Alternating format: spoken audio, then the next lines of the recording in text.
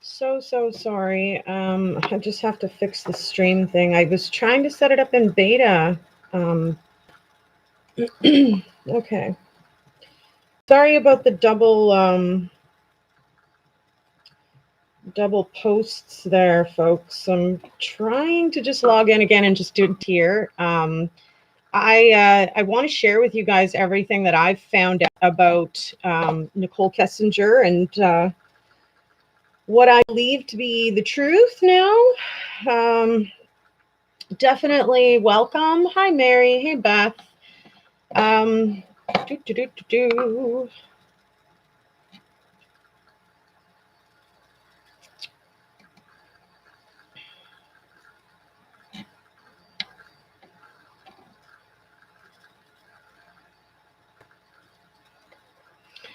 All right, definitely want to ask you guys your opinion. You tell me what you think when you review these photos. So the person that you see in the circular photo is who I believe to be Nicole Kessinger. I believe that she's been under this alias Jody Johnson, and now it looks, I don't know if this is her, whoever the elderly person is there, Rosie Marie or Rosie May. I don't know if that's her or if that's her another alias name that she's using. So I wanted to share this with you guys because I personally saw some similarities in the nose, and the smile, and the facial shape, the body. You can see her hips and thighs. Her voice is what really gives it away, though. I have actually spoken with this person, and I'm telling you, it's the same person that was actually over on Armchair Detective's channel. I can't remember what exactly she was doing over there, what he thought that they were doing, but regardless, you know, she's fluttering around YouTube trying to sort of stay on top of what the heck's happened here. You can see in her smile that it very much matches the smile of the lady in this circular photo. Now, like, I believe, because remember the police told her that she should change her look, right? So I believe that she dyed her hair this blonde color. I believe this is her. This person actually gave me her address, and she is in North Dakota. I'm not going to read out the address, you guys, but she's in North Dakota. So could possibly be a coincidence, but I don't believe so. And the reason that I don't believe so much is because I've actually spoken with this person on the phone. I've had video calls. This person wouldn't even have the phone facing their face either. During the video call, it would be facing the ceiling. You're in North Dakota? Well, I don't know if you necessarily have anything to worry about, but perhaps if you're dating a man, you might. Sheesh. Anyways, so the voice is what gives it away that this person, you know, is Nicole, and she may not be speaking in the same manner due to the public you know, the public sort of attacking her, right? The like, and then next thing you know, Chris was like, you know. So I mean, I believe that she has amended the way that she's, you know, speaking, but it's the tone in her voice that makes her identical to Nicole Kessinger. It's almost, it's so detectable that when I went on to Armchair Detective's channel and heard her voice, I mean, other people were in the stream saying, "Is this Nicole Kessinger?"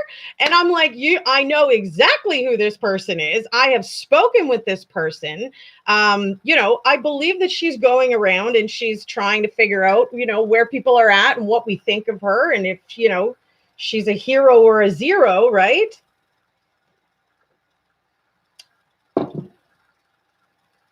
No, actually, she doesn't say like anymore. When I was speaking to her, she was no longer speaking like that.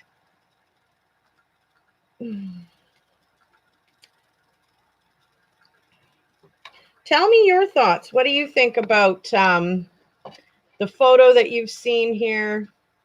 Go through the slideshow again.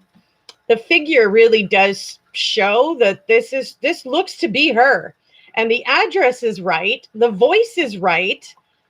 I kind of think she blew her own cover by running around talking to YouTube creators like this, you know, trying to sort of figure out what everybody's thinking. So I have no doubt in my mind that she's actually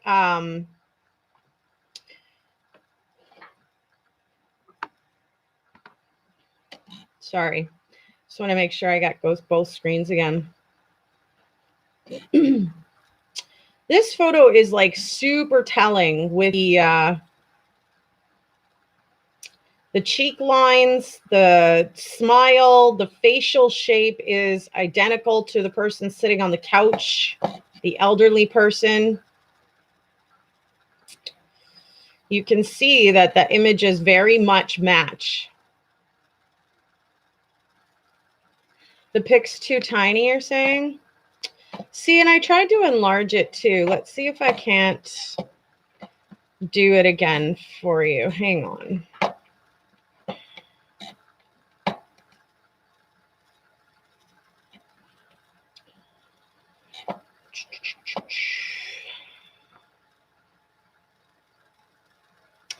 Shanann's Facebook page last night. It's heartbreaking to see her posts, and you can find Addie and her neighbor in there too. Yeah, yeah. The whole gang of people who were involved with Shanann definitely.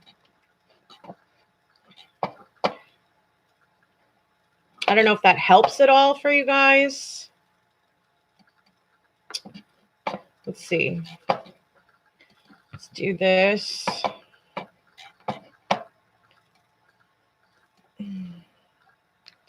How is that?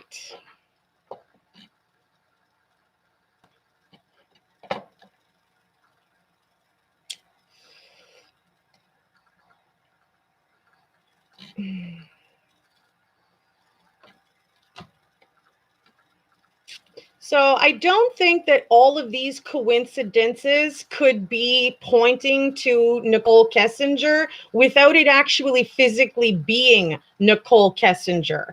And you know what? Considering that Jacqueline lives there, I don't know, Linda, you know, it's possible that she might even be able to go and check and see if this person is who she says she is, right? But in all honesty, I believe it's her hiding out there. And I don't want some kind of a manhunt where people hating on her. What we do want is full justice that we haven't been able to get yet, right? We have no idea how much involved this person was because of the way that she covered up her crime, the way that she made sure that everything was deleted and deleted to the point that the police would not be able to recover it. Showing up at the police station with an empty phone, with nothing but her word of mouth. And then after her word of mouth comes out, we find out in the investigation that she was actually lying, that she had searched for Shanann Watts in 2017, that she was all over casing out Chris Watts from like a very long time before they actually spoke. So yeah, we need the justice, of course. Like that's not my point is not to create a manhunt for this person. My point is that I believe that this person is very much amongst us, listening to every single upload of any video that has to do with her. And I believe that she has multiple aliases, but I believe that this is one of them. And I don't believe that this person particularly could be living in North Dakota, having the same tone of voice, appearing pretty identical to her, and it's not her. I'm not so sure. I think that it is her.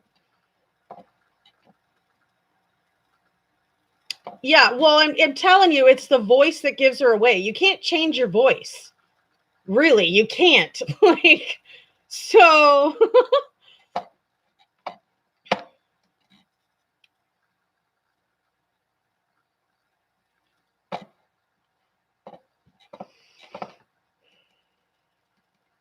oops.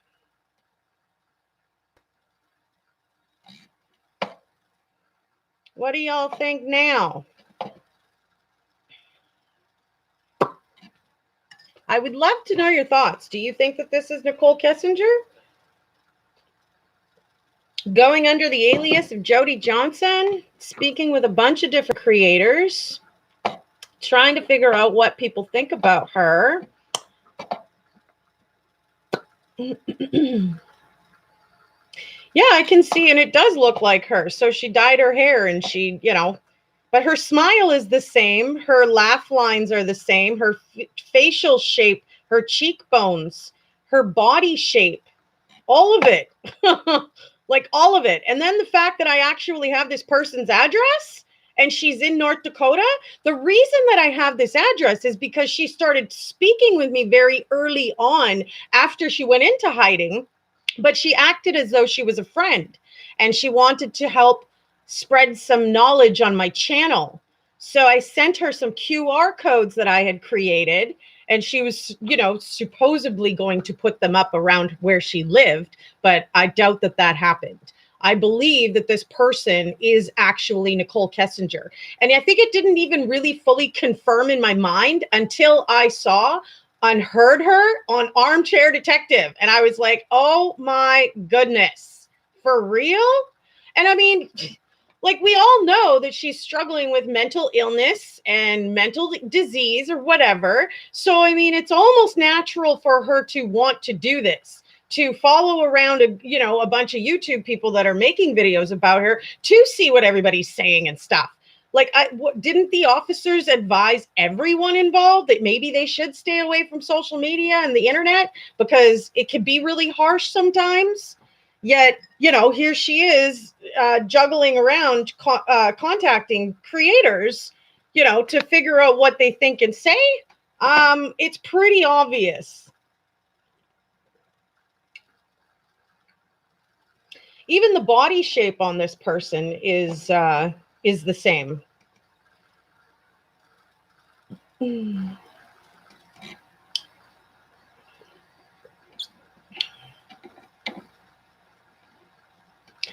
Here's the body one with her.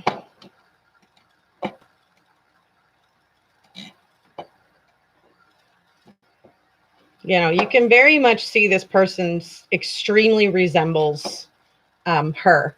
Hello, Miss Shaylee. Must be something on your end. Everyone else is good, hun.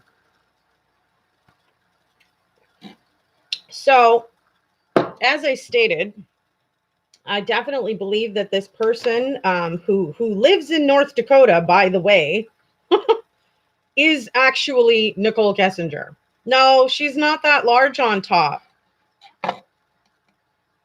Where's another photo of her here? Hang on.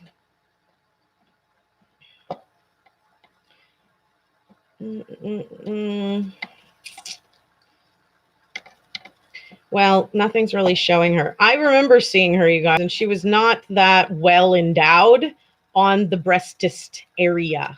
You can see a little bit in this photo here, but all of them, they look like her chest is, a fairly small shape. Like she's a small, petite type of woman, though, right? So, no, I don't believe that she's larger on top.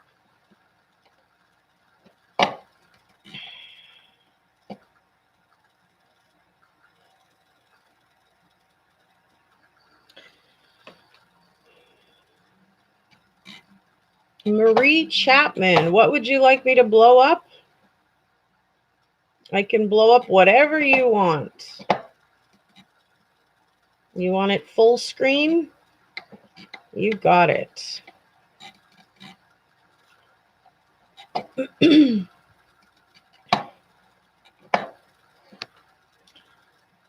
No, she does not have very large boobs for her size. Not at all.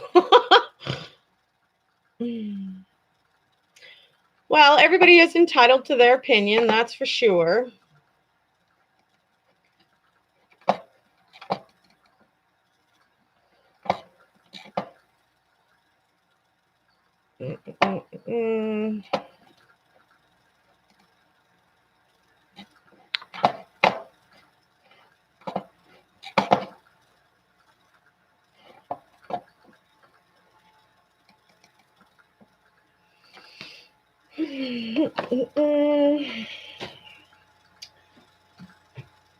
But again, like I said, you're more than entitled to your opinion about me, about Nicole Kessinger, about Chris Watts, about Shanann Watts. Everybody is entitled to their own opinion. I don't really care. I'm just sharing what I know, and I've actually spoken with this person. So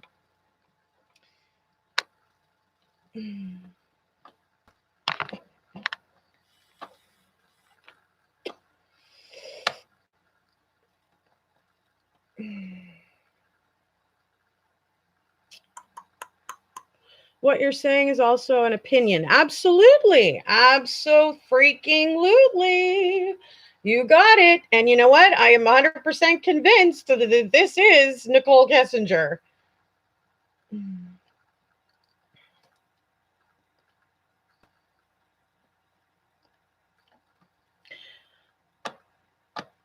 There you go, Marie. No need for you to get rude either. Seriously. I don't take kindly to attitude. I have no problem blocking you. Sheesh. Be kind or go away. Seriously. Yeah, so the notification thing is changed, you guys. They have more options. So just click on that bell and you'll see the options drop down. There's 3 options, I believe. Oh, for heaven's sakes. Okay, I'm trying to get into this thing to delete this other thing. I am giving my true opinion, Marie. Absolutely. 100% giving my true opinion. I have spoken with this person. I have sent this person mail, and this person lives in North Dakota, where Nicole Kessinger has a house that she could hide out at, that she literally stated to the police that that's where she was going to go. Suddenly she's all over the internet and she's talking with Armchair Detective, and that's where I stumble around and saw her again. No, I just don't need you being a pissant about it, Marie Chapman. Try to be kind, for crying out loud. Like, go ahead and disagree and go ahead and tell me your point of view. Go ahead and give me your opinion, but don't shit all over me because you disagree with mine. Seriously.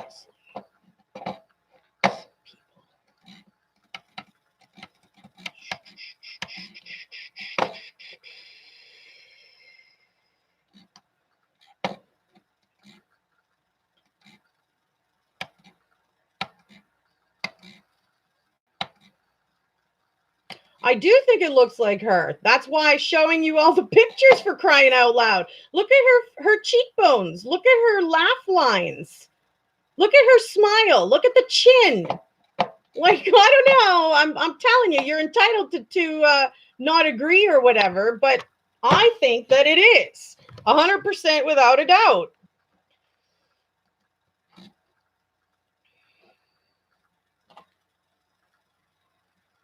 I'm not lying.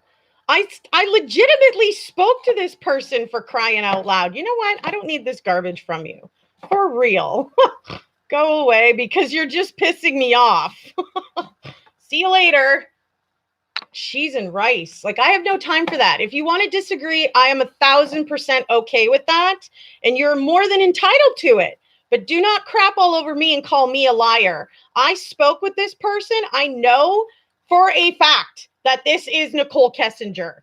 And then she's on Armchair Detective. And there again, how many other people were there saying, is this Nicole Kessinger? Yeah, it is. In my opinion, this crazy ass girl who annihilated a family has gone on to live happily ever after in North Dakota, and it is not okay. This person should be held accountable for whatever involvement she had, unless she was so smart as to actually hide, you know, her involvement that badly. Crying out loud.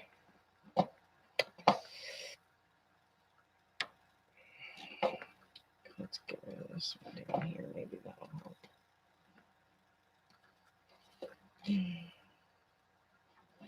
Boom, biatches. Boom. Damn, sometimes I get so irritated. It's just like, I don't hold back, though. I will tell you exactly what I think, and I don't appreciate people being rude about it. Have I ever been rude to anybody for having a difference of opinion? The answer is no. And in fact, I've been the exact opposite. Very accepting. But definitely wanted to share this with you guys because of the fact that I spoke with this person. Definitely. I believe that this person is Nicole Kessinger hiding out.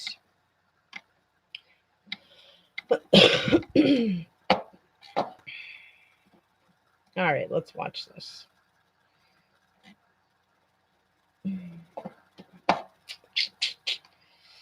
So regardless, you know, as I said, y'all are totally, you know, allowed to think whatever the heck you want to think. You don't have to believe the same thing I believe.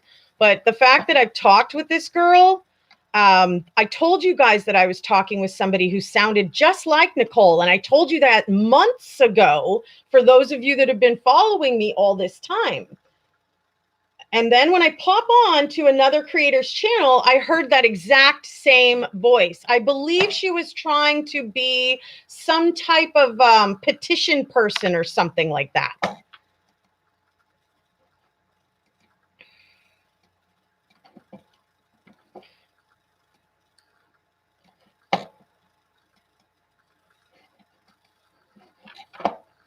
And that didn't really work so well.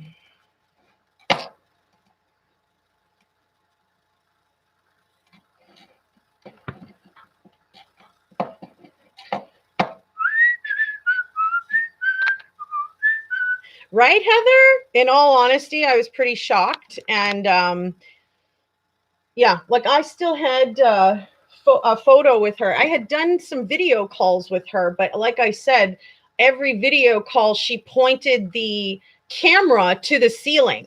I saw a little bit of her forehead sometimes, a little bit of the eyes, and I always thought it was a little bit odd how much she looked like Nicole Kessinger. I mean, you can't very easily change your look, to be honest. The girl doesn't wear makeup, so, you know, it's pretty it's pretty obvious in her facial features. And her voice is just indescribable, right? I mean, it's truly one of a kind type of voice.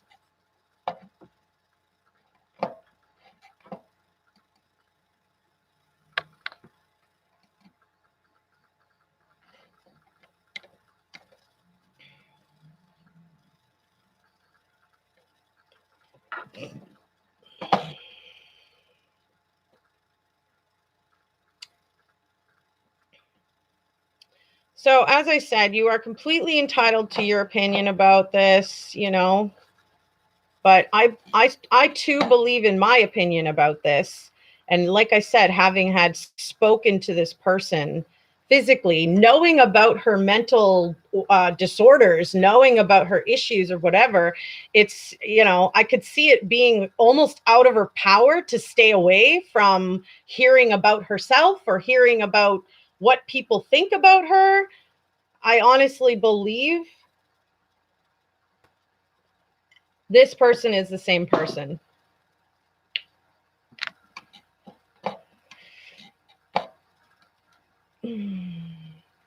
Yeah, it's a one-of-a-kind voice. You really cannot mistake it.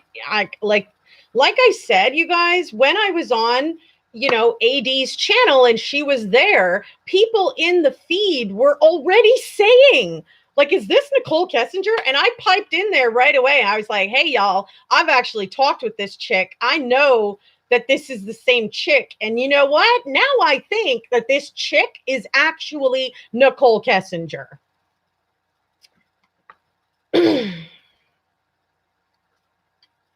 Yeah, Addie is one of Shanann Watts' best friends. You can't change your facial shape. You can't change your laugh lines unless you're going to go for reconstructive surgery, plastic surgery of some kind. There's really no way for her to restructurize herself to completely hide out and change her identity. You know? Yeah, I mean, that's cool that you agree, Leslie. I think it's okay if people want to disagree as well. That's fine. But I just think it's shocking, that she's just kind of gotten away with not showing her GPS. We have no idea where she really was when she was in Frederick at 6:15 in the morning, the day Shanann Watts died. And yet she has no explanation for that. Did we ever get the GPS coordinates? No, we didn't. That's the answer to that. Did we ever get a polygraph to at least eliminate her as a liar, which we can all clearly see from her, statements, and then comparing that to police research, which I believe in the police research personally, folks. I think that she definitely was involved in some way, shape, or form. And if we have no proof to eliminate her, well, I guess it's kind of just going to stay that she perhaps had more to do with this, right? How many times have we talked about that she could come out on her own with her own, proof that she was nowhere really there? But all of this deleting everything and trying to act like she was the bigger person in this, I don't think so, folks. And I think it's a little bit of a kick to the victims, that she just kind of walks away and gets to go and hide out. Meanwhile, 4 beautiful souls never get to walk the face of this earth again, because she decided to step in and take someone else's man, and he decided to act the fool and go and annihilate people, right? Like this, is ridiculous that she just gets to kind of walk away, right? And like we have all been talking about the petitions. I told you guys, those petitions aren't working properly and nobody's monitoring them to make sure that they even be held to task if they do have enough signatures. So it's just like, really, we're fighting for nothing here, Shanann's passed away. The girls are gone. Baby Nico has never got to be born. All because this woman decided that she wanted Shanann Watts' life. Like, there's got to be something a little bit incriminating about this, don't you think? I think it's a little ridiculous that she just gets to walk away with and just hide out, and that's it. I mean, I don't know. I have also said this before. You might get away with stuff with the humans, but eventually one day God will hold you accountable, right? I have said that. Yeah, even if she didn't touch the victims, she sure made sure that she was everything that Shanann's husband would want. She sure made sure to do her homework.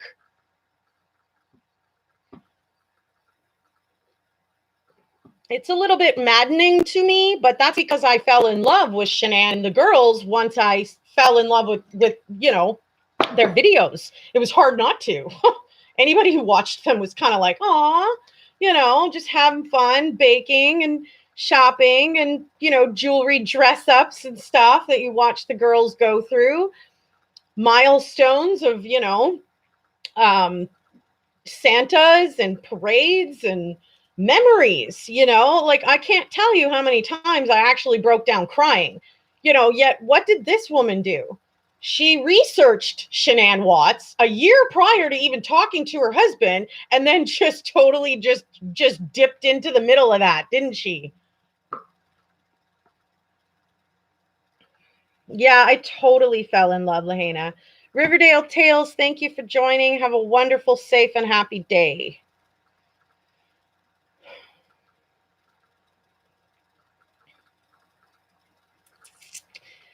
But I think he did it himself. Well, that's very possible, Heather. But did Nicole plant the seed? Was it an idea that they talked about in their hours-long conversations? Was it perhaps ever in a text, any kind of heinous activity or covering up of such? We won't know because everything's deleted and it's been deleted permanently where the police can't even recover it, right? So we're just basically left to think, did she have anything to do with this or didn't she?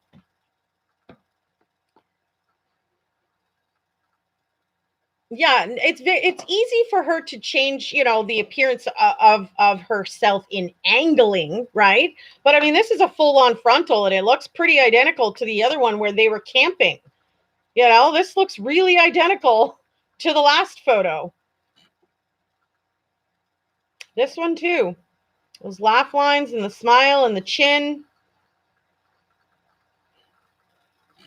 This one I took because of the blonde hair,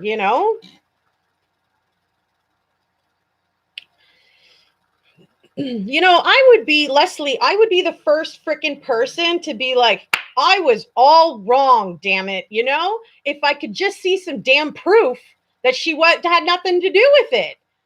But if she successfully deleted everything so that the police can't find it, who the hell else is ever going to, right? So it's just maddening. 4 souls that just wiped off the face of the planet. She gets to go and live, quietly ever after. And what? Like, people are left in ruins because of this situation. And this was planned on her part. Searching his wife a year ahead of time before going after her husband, like, that's planned. You're trying to get involved. You're not looking at it like, oh, he's married, hands off, which is what most normal people think. I can't tell you how many men I have met, and the moment you hear the M word, whether they're wearing a ring or not, it's hands off. But that's just me. That's just how I roll. Yeah, I would completely be the first person to be like, hey, she had nothing to do with it. Look, guys, we've seen her GPS coordinates. She was really just at the gym, and then she went to work. She was really nowhere near the Watts house. But do we get that? No. We just get left to sit here. We get a little bits and pieces from the case, and then we're left to think whatever the hell we want. I don't know. Should do one of the age progression things. Well, she's not really aged very much, so I don't really see how that would be productive, but I wonder how many psychology classes she took. Yeah, no doubt, eh? But I mean, like, the proof was in the pudding of her searching Shanann Watts in 2017. That's how all women should roll. Yeah, but I mean, yeah, that's true. But yeah, I guess not everybody's like that, right? I mean, she kind of looked at Chris Watts like, game on. I want that life. I want that man. He's so yummy. Like, man.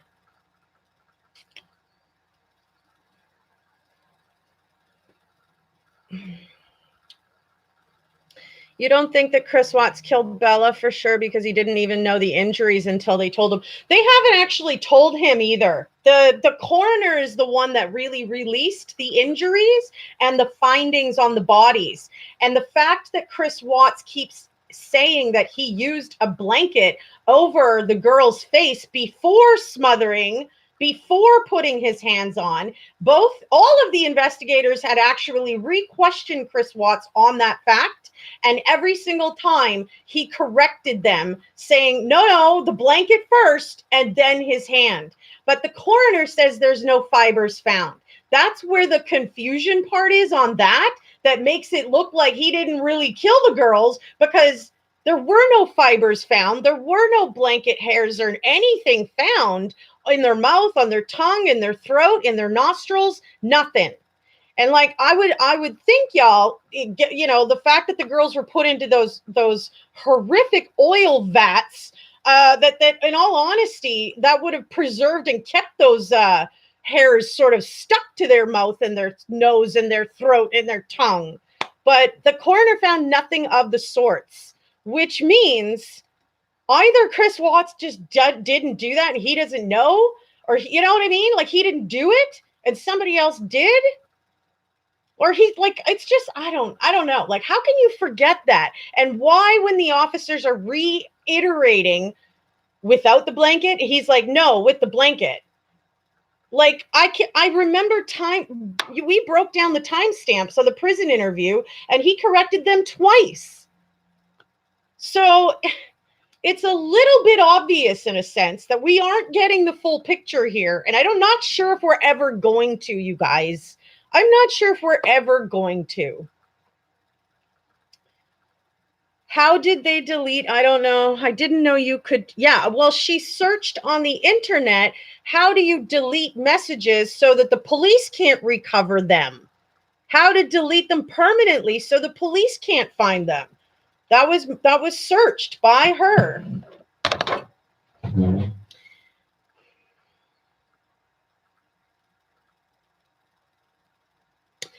There are some phone companies that are completely undetectable, but we don't believe that she was using a phone like that. It's more believable that she deleted and permanently deleted, made sure that was never going to be recoverable, which is a little bit odd if you're just a little bit mad at somebody because, for whatever reason that she thought she had a right to be mad. I think Shanann Watts had a right to be mad in this situation. They had a fight, Nicole and Chris, about the fact that Shanann Watts was pregnant, right? She was 15 weeks pregnant. Meanwhile, Chris was lying, telling Nicole that he's sleeping in the basement. Meanwhile, he's sleeping with Shanann. Couldn't keep his hands off of her is what we've heard, what we've seen in text messages from Shanann Watts, right?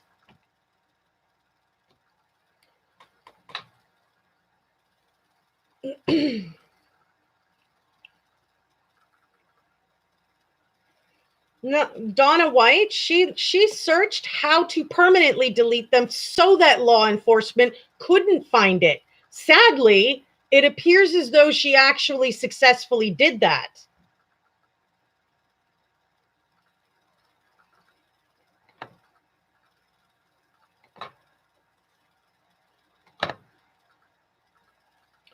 But tell me your thoughts. There's a lot of you guys that have listened and followed this case from the get-go with me. I'd love to know if somebody thinks something differently. Maybe somebody thinks she wasn't involved at all.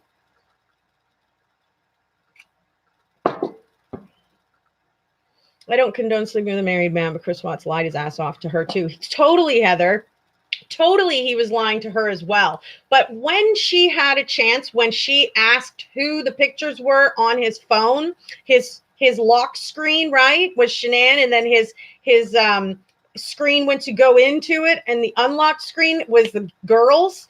And she had an opportunity right then and there at the office when that was an early morning, incident where they were talking, and she asked who was on his phone. He told her, my wife and kids. She should have at that point completely backed off, right? But is that what happened? No. She continued to be the dream woman that Chris would want, to do whatever he wanted to do, to have sex as often as he wanted to have, to go to the car shows, to go camping,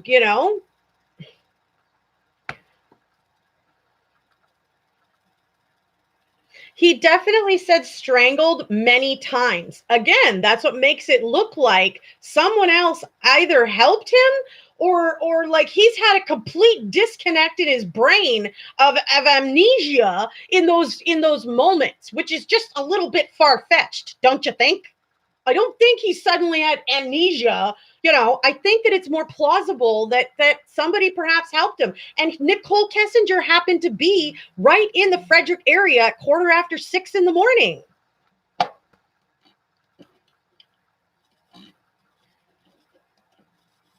But yeah, we don't see the GPS coordinates. We have no idea where she really was. And she could come forward with those. It's her prerogative kind of at this point, considering that she's not charged, right? But If she wants the world to stop questioning, I don't understand why she doesn't just come out of the hiding and show what all she knows, and if that she really wasn't there. Yeah, I don't think he could have done it all on his own. I think it's very plausible that someone else carried up one of the other girls to put them into the vats together. I could see that, but Sherry, I worked in law enforcement and details are still in the phone or in the computer. Donna White, if you review the 1,960 page document, you will see for yourself where it shows the searches that Nicole Kessinger did to make sure that law enforcement would never be able to find it again. I have a feeling that it's due to not being the same phone, and that she's just completely lied about what phone she's using. They have no way, once the phone is, unactivated necessarily, to see IMEIs and metadata and stuff like that. So, that's awesome that you worked in law enforcement and stuff, but I'm telling you that it's a fact that she actually searched to make sure law enforcement could not detect or recover the text messages. Donna White, we've gone over timestamps of the Prison Watts interview twice, actually.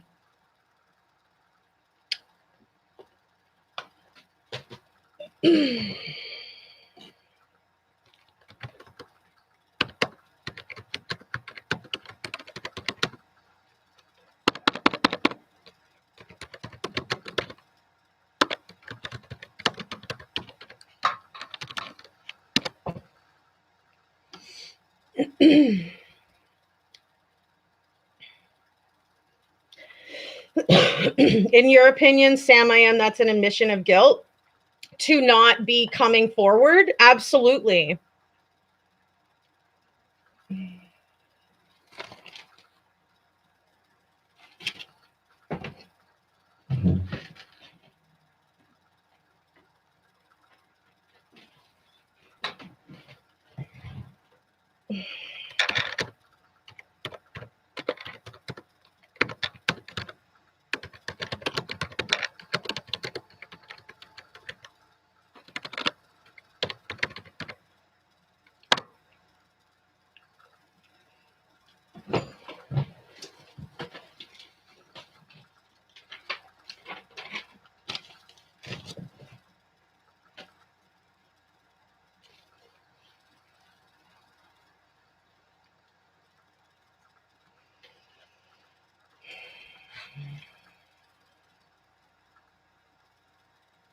You do not know what women are capable of until recent cases.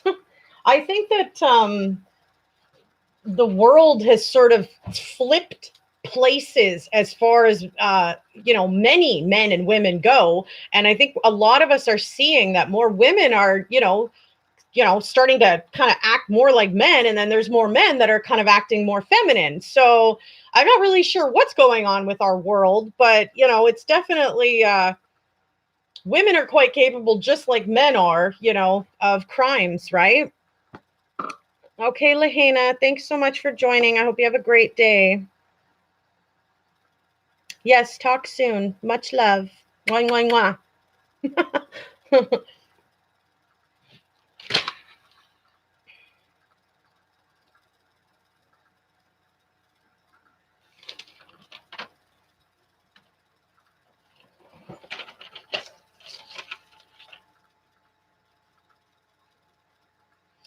Isn't smothering more of a woman's way of murdering? Well, yeah, it's very plausible, right? I wonder if Chris kind of got the impression that they were asking the same question over and over because they were getting a strange answer, right? I mean, it was just a little bit odd that he didn't seem to have the details down pat about how exactly the girls died. And yes, many of us heard him say strangle more than one time. Yet he ended up kind of correcting himself and using the smothering. So I don't know. Hello, Joanne Bond to Sparkle. Been a long time. Welcome. I'm so glad you're here. If you guys are enjoying the chit chat here, if you're enjoying the special live, I did want to let you guys know I should have done this in the beginning, y'all. But the lady that we were going to do the survivor story today had family come in unexpectedly, and she has a kind of a wedding blitz fun to do. So we had to postpone. It'll probably be towards the end of June or something, or I'm not sure. Well, I'll let you know when we're going to be coming back with that survivor story.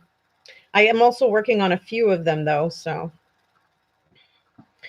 oh, you hear me, Donna? Okay, I wasn't sure because, yeah, the Fotis Dulos girlfriend is the same. What's her name? Michelle Taconis. Michelle Taconis. But I mean, what kind of woman, moves into another woman's house where the kids are and stuff? Like, I mean, I don't know. I have done it with boyfriends, but I've never been married. A relationship falls apart. One moves out and someone else comes in, but that depends who's paying the bills, right? So, and I mean, we're not talking about a boyfriend girlfriend. We're talking about marriages here, where people aren't being honest within their marriage, and this is what's happening. This is the outcome of some of these craziness. Like it's bullshit, right? Crummy woman, nasty skink. Yes, it's just really unkind if you hear that someone's married to go ahead like that's a green light. No, it's not even a freaking yellow light. It's a red light. Oh yeah, the police were in on him literally within hours, you guys. Like, I mean, look, anybody looking at his body language and his demeanor could very much tell that he had something to be guilty of. What? I don't think any of us could have imagined that it could have been all of this and it would have been this bad. But it's the details that are throwing this entire case off. And if you know the details and then the case facts, you can see where things don't line up. You can see where we're missing information. There's 200 pages missing out of the 1,960 page document. We have no idea what those were, right?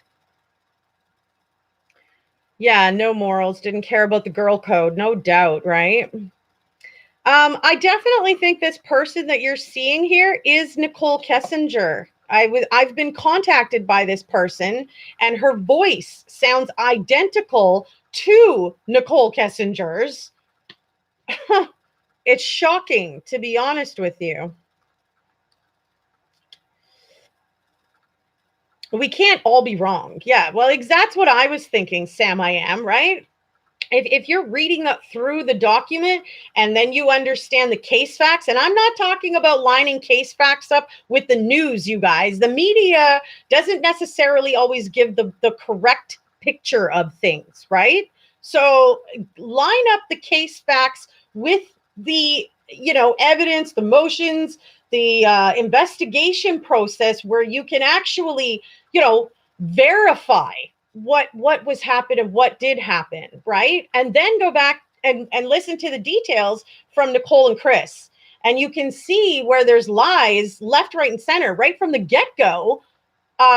She never once admitted to searching Shanann Watts in 2017. In fact, it was trying to come out as, oh, that was a typo or an error. No, it wasn't.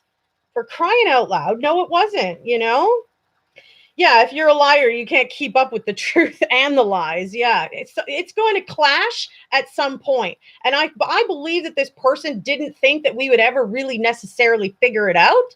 But going on to several people's channels vocally was definitely what gave her away, Mine is in speaking to me off the channel, Armchair Detective, where I heard her again, and she's just fooling and lying to people all left, right, and center.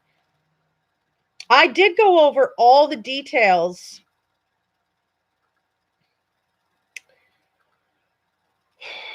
Donna White, I'm wondering now if you've actually even read page for page the 1,960 page document.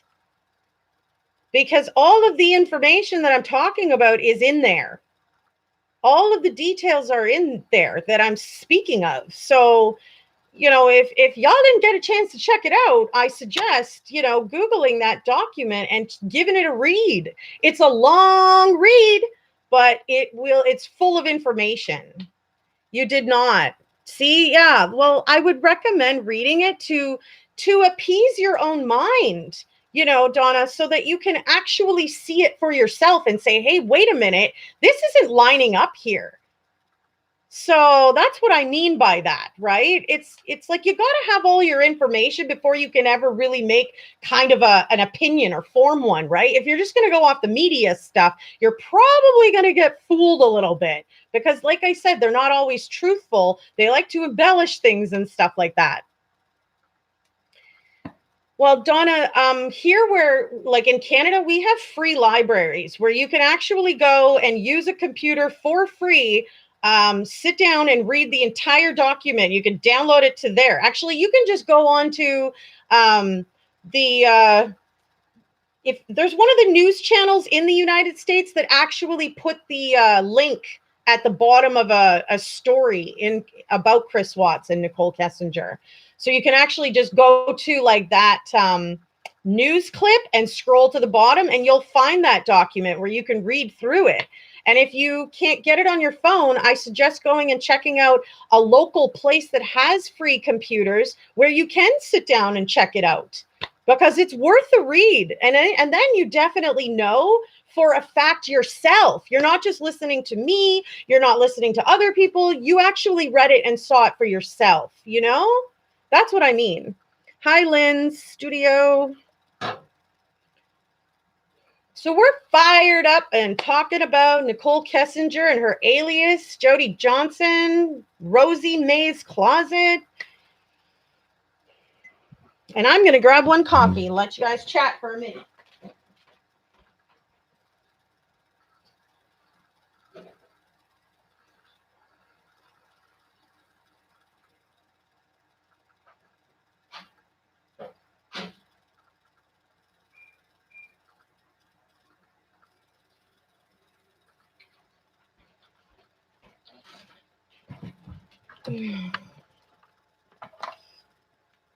I was late getting here. Where did you speak to? NK. So this, excuse me, pardon me. This Jody Johnson person here that you see in the photo contacted me and we started speaking months ago, actually. I had always had an off feeling about her and I really wasn't sure that she was being authentic and genuine with me. I don't know if you guys get that sometimes when you're talking to somebody and everything in their tone of voice is telling you like, not to trust this person, that this isn't a good situation or whatever. It's the gut instinct, right? And so like the whole time I'm talking to her, I'm feeling off. And she's like, we spoke several times, you guys. She even FaceTimed with me, but she kept her phone facing up to the ceiling. So I got to see a bit of the forehead, which was very much just like this one, a high, big forehead like she has. And then I saw the eyebrows and the eyes a little bit. And I thought to myself, boy, does this person ever look a lot like Nicole Kessinger. And the more that she talked, I was like, oh my gosh, this person sounds like Nicole Kessinger. Then she asked if there was anything she could do to help me with my channel or something like that. And I had mentioned that I have QR codes and would she be interested in putting some up in her area? And she said, yeah. So she gave me her address. And this person happens to live in North Dakota, where Nicole said that she had a house that she could get away from, that nobody knew about. So I'm blowing the lid on this because, like, I really think it's important. If that is her on Instagram, she looks like she aged bad. Well, stress will definitely do that, don't you think? But I don't think she's aged a whole lot.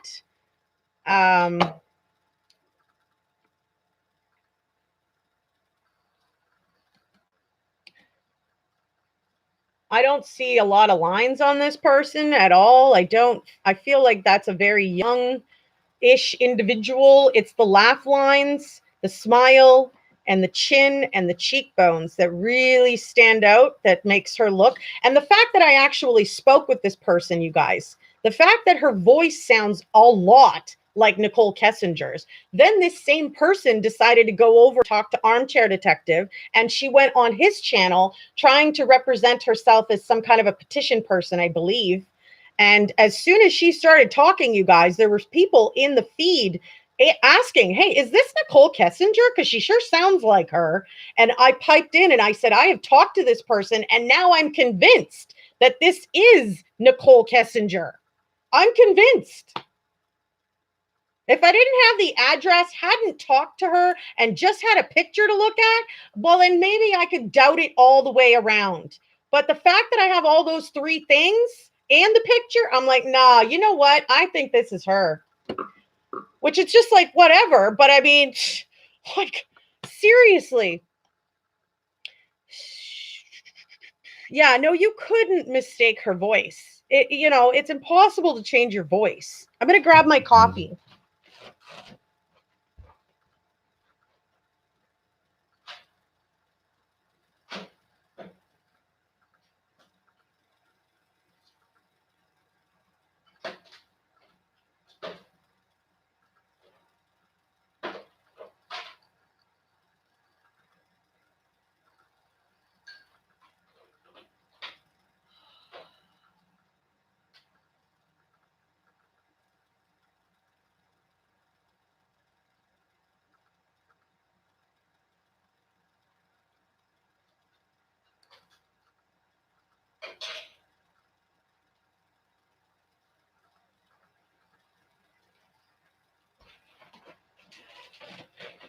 So, like I said, she may get away with it with the humans, folks, because I don't think we're ever going to get any more proof.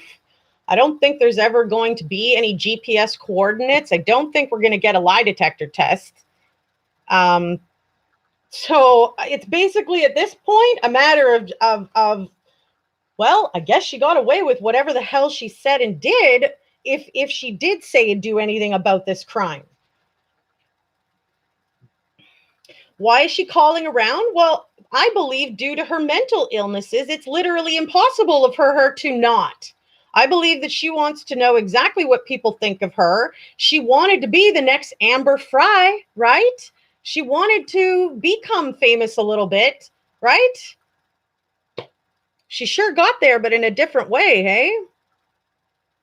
Most of what I know is from joining groups on Shanann Watts groups and partial of the pages. Yeah, I would definitely recommend reading it so that you have it for yourself. It's long and it's tedious, but it's worth it. Even if you have to go to a public place, you can still do that and read it, right?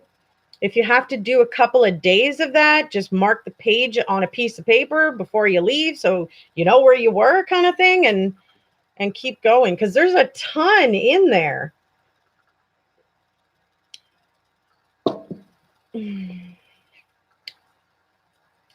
Yeah, well, there's no post, there's nothing from her. She's just definitely on aliases all over the internet. But I don't believe for a second that she ever stayed away. I believe that she was always trying to get information about what people think about her. And, like, she was concerned about that when the media was going to release that Chris Watts had an affair going on, right? And she was like, I just want to know, when you're going to release this stuff so that I can kind of protect myself. And that's when she had mentioned that she has a place she could go to that nobody knows about in North Dakota, a house. And then she got online and decided it'd be fun to go around and talk to all the creators and stuff.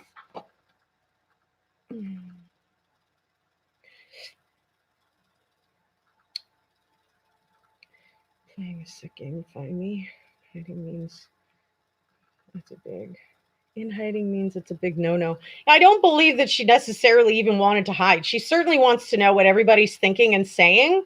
And I will always say the same thing about come out with your proof if you really weren't there, because your phone pinged at 6:15 in the morning on the day Shanann Watts died. You were in that frickin' area. If you were nowhere near the damn house, then why can't you just prove that? But like I said, you guys, if she went ahead and deleted everything and searched to make sure that she could figure out how to permanently delete everything so that law enforcement couldn't even find it, she may have gotten away with it.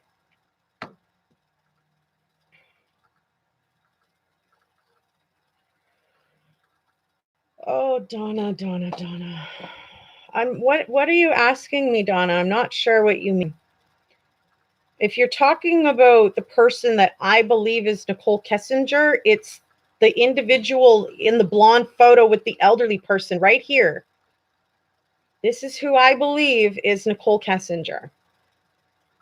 She's got her hair blonde, but she still looks the same. She has the same figure. She has the same laugh lines, the same smile, the same chin, the same cheekbones, the same high forehead. If she wanted to change her look, she should have at least given herself bangs. This is who I believe is Nicole Kessinger, Donna. Hopefully you're looking at the screen right now so you can see. NK not intelligent like people think she is, Joanne says. People like her don't stay quiet for long, Sam I am says. I think she found it literally impossible to not go around to the creators to find out what people were saying and thinking and were creating. Her mistake was going on to a live feed with Armchair Detective where people could hear her voice. No, there was other pictures online where people were saying that's not her, that's not her. She used to be a bigger girl, you guys, so she looked a little bit differently. Then she got into working out all the time. So these pictures are just in comparison for you to look and examine this face shape, this high forehead, these cheekbones, those laugh lines. Here's one where she's not smiling, but I mean, at least you can see different angles of her face. And these pictures, we know those are Nicole. Now just picture this blonde, like this girl right here. She has this girl I've spoken to, Donna, and she has a voice identical to Nicole Kessinger's, which I find to be really hard to believe. Like, I mean, not very many people all sound alike, right? So, I mean, if you're family, maybe, right? She did kind of run, absolutely, right? And I mean, she ran without even leaving anything behind. She ran without letting her lawyers or her father or the law enforcement investigators at all, put forth what she did or didn't do, right? Maybe she was asking you if you needed help with your channel so she can then turn around and ask you for money and or donations. No, I don't know, but it's possible that she may have heard me ask if there was anybody interested on my channel that would want to put up QR codes to, help get more noticed, right? And I mean, there were several people that jumped on that, and I was elated and super happy. But, this particular person gave me an address in North Dakota, sounds like Nicole Kessinger, and her photo pretty looks like her. Pretty much looks like her.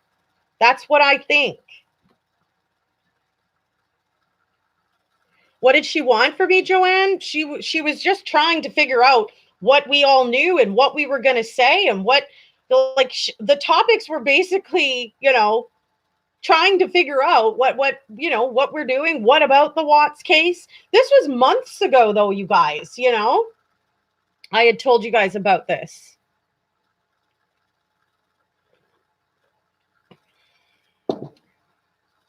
I believe I'm the only one with the picture, because when I saw this person's Instagram, I knew immediately that was Jody Johnson from pictures on my phone from conversation. So I knew it was the exact same person. Not on the subject, Timothy Jones Jr. is put to death. I wonder how long it'll take for the execution to actually follow through, though. There's people that have been sentenced to death row 10 years ago that are still sitting there getting 3 square meals and a cot with a TV and a workout room and a library and like whatever, it's like, That's great, but I just don't think they ever actually follow through anyway. So citizens and taxpayers just continue to pay for people, when they actually should be continuing with their execution, right? But whatever. I don't have to pay for them because I'm not in the United States of America. I am North American. I am in Canada, but not in the US. And we don't have death row. So we have jail with parole and jail without parole. Life with parole, life without parole.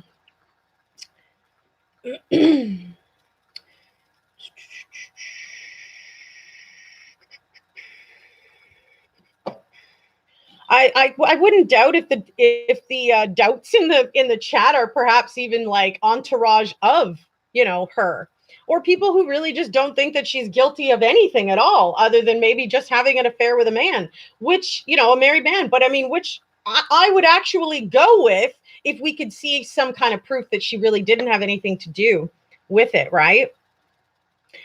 And like her phone pinging in Frederick at 6:15 in the morning on the day that Shanann Watts died is the most damning piece of evidence that should have been like an automatic where she needed to get a polygraph to see how much she was lying and stuff. But I mean, the moment that girl started talking, she was lying. Like, ugh.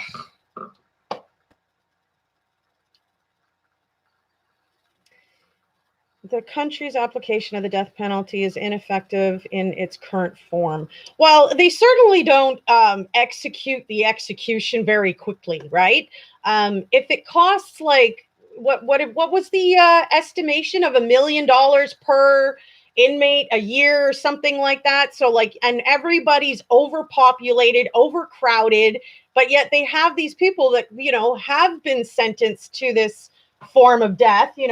I have mixed feelings on it, but that's because I don't come from the same country where it's even allocated. Like we don't have that decision to make here. So, as I said, 12 peers made the choice for certain cases that people should be executed. Well, I don't think it should be 10 years later. I think that kind of negates the effectiveness of the justice when it takes that long to, complete it. I don't know.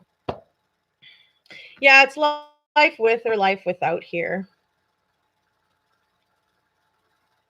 Nicole Kessinger and Alias, top of the pick. What is her alias? Her alias is Jody Johnson, and her picture is that little photo there.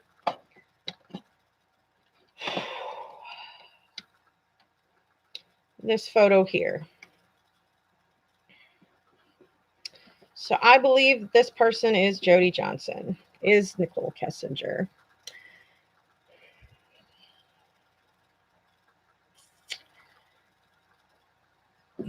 But tell me your thoughts, maybe you don't think it looks like her at all.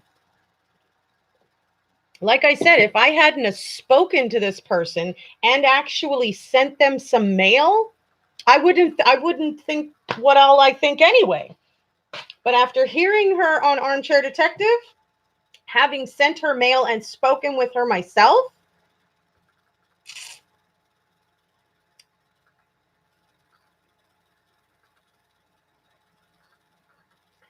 oh my gosh, can't wait to see what, Donna White.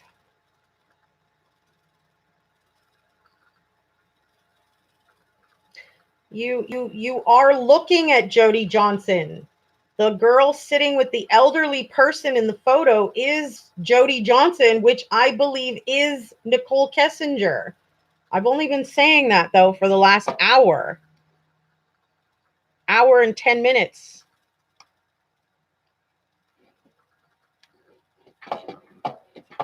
Well, we can always make it full screen so that you can see for yourself.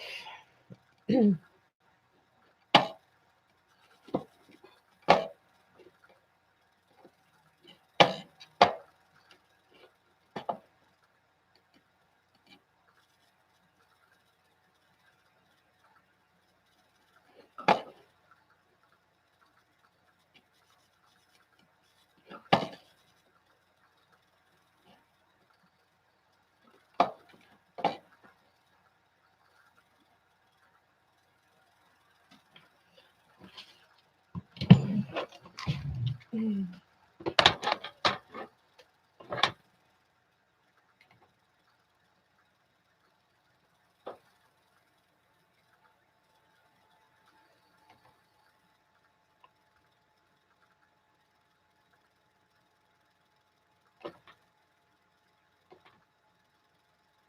second, guys. Grab your comments here.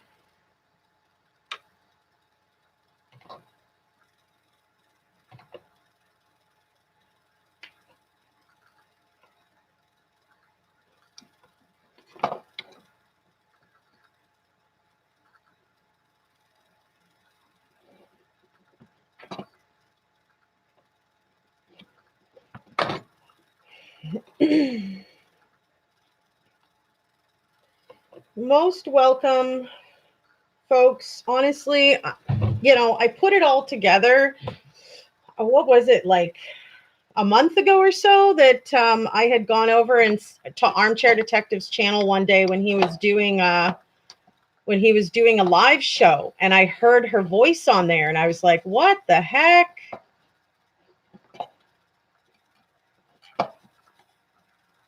And everybody in the feed was saying exactly that. Like, is that Nicole Kessinger? And it was just like, yeah, I actually think it might be.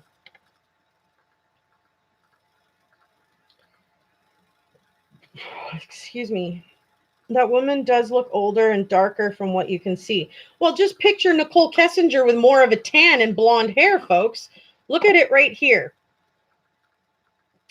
Imagine some stress, obviously, with this Chris Watts case, right? Look at the laugh lines. You see her cheeks as she's smiling. It's the same thing here. The chin that's pointy and the high forehead are both present in this photo here. Her body very much looks like Nicole Kessinger's.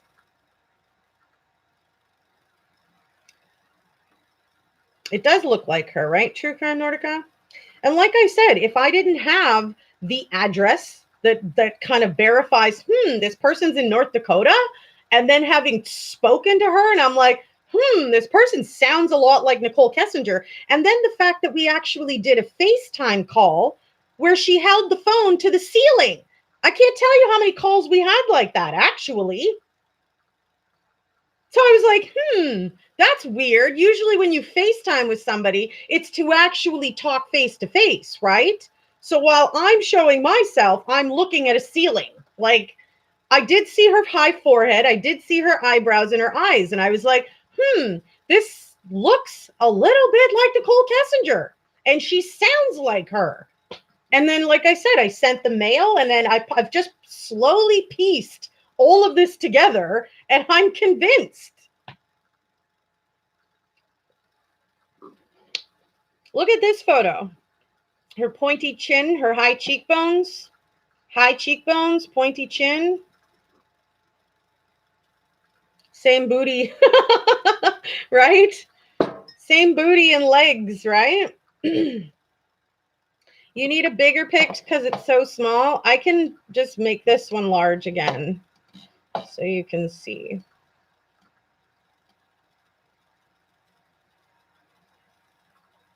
So there's a closer up more of her body, right? You can see her body. Like, she's got pockets that are full of whatever, some stuff, probably her phone, and smokes if she smokes. I don't know, whatever, right?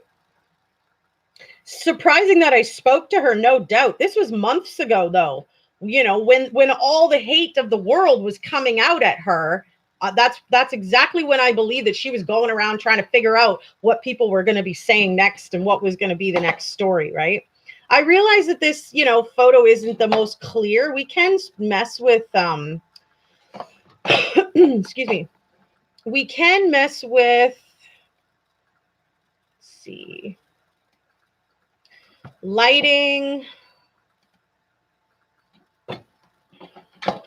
clarity on the photo.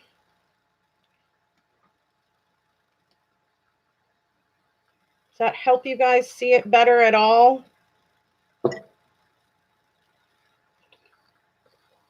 Yeah, it looks like the exact same body shape and the exact same facial features. She does, yeah, that she's not showing her face on the camera. Absolutely. Absolutely. If it wasn't her, yeah, why wouldn't she show her face, right? Harley chick, you are definitely um allowed your opinion. I think that's what you meant.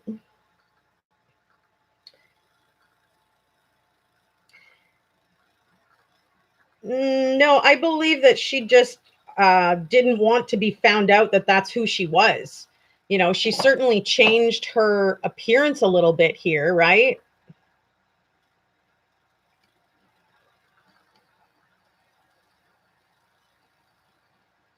But a little bit of sun, right? And some stress. I don't know.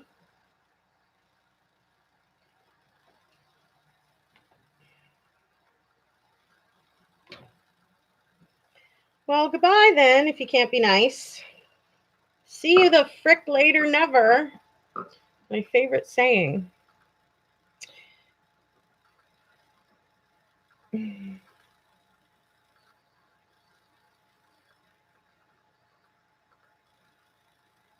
Oh, yeah, definitely being honest about what I'm saying. I got no reason to lie to you guys, for real. But after my original show canceled, I had been working on this stuff for a while, and I thought, you know what? I'm just gonna bring it to you guys, and you guys can tell me what you think.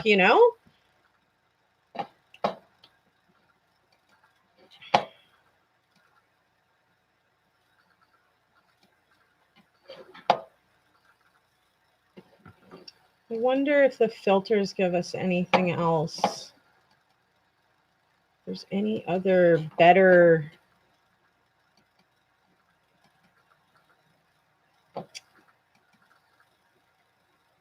clear pick. Hair pulled back. Yeah, her hair's pulled back, and.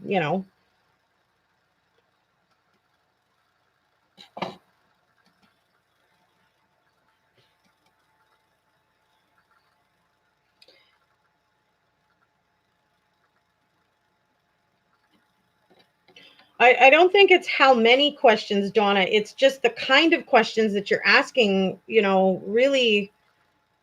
It even made me wonder if you had actually read any of the document stuff. So I was just kind of confused, at some of the questions. And I think that's perhaps how some of the other viewers were feeling as well.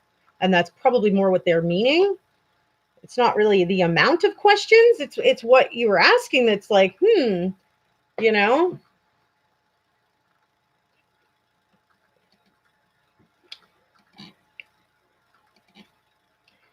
Well, I don't really know how to turn this picture any better, kind of thing. Any better or worse.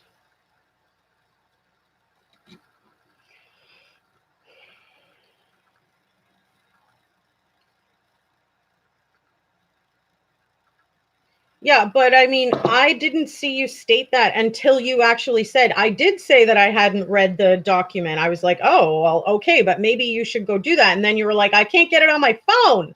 And I'm like, well, go to a public library, go to a computer that you can access and read it. Even if you have to go a couple of times in order to get it covered, right? I don't know.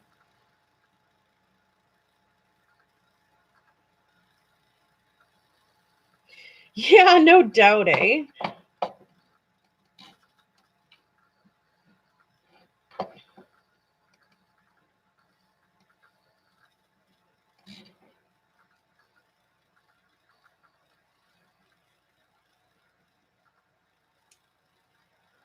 She definitely changed her appearance slightly, but like I said, if I would have been her, I would have definitely been putting bangs on, to cover up some of her forehead. I think that would have significantly changed her look, actually.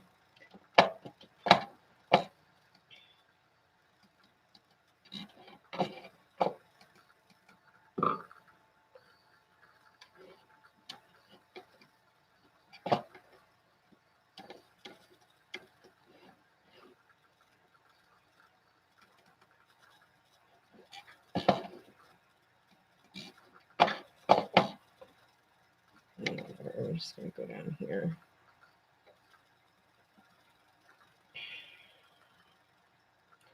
Something looks different about the eyes from what I can see, but not showing her full face. Too makes me wonder. Yeah, Sam, I am. It was definitely odd. And you know what? I had actually said that to her at one point.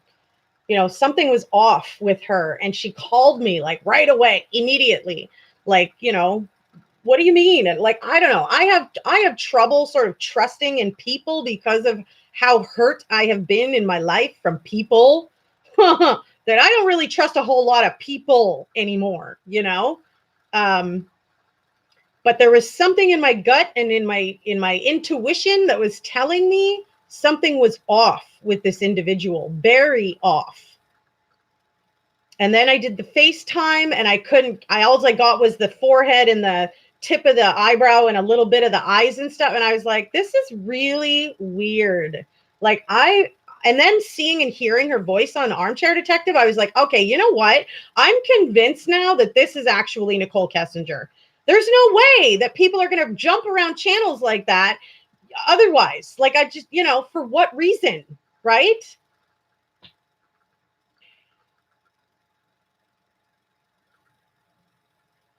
Yeah, it was totally odd, the whole thing.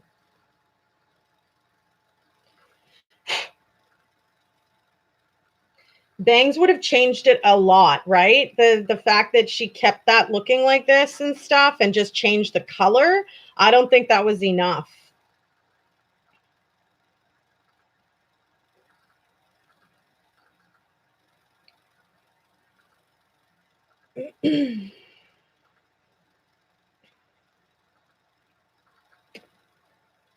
Yes, moving right along. So yeah, so you know, I definitely wanted to share this with you guys. Get your thoughts and perspective on what you think and feel, and well, if you think or feel that I'm right at all, you know, is any of this, pardon me, does any of this make sense to you too, you know?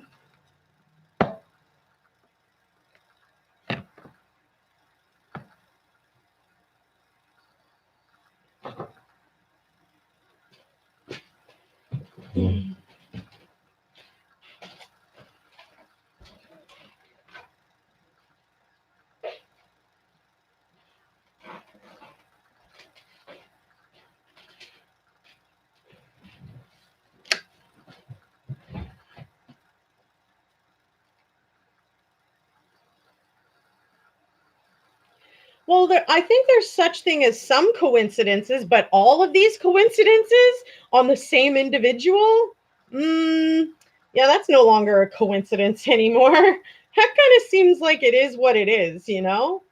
If everybody says it's a horse, it acts like a horse, it walks like a horse, it hays like a horse, maybe it's a horse. Well, of course, you'll always have those people that are like, no, I think it might be a donkey. Whatever, though. They're entitled to their opinion. I just disagree.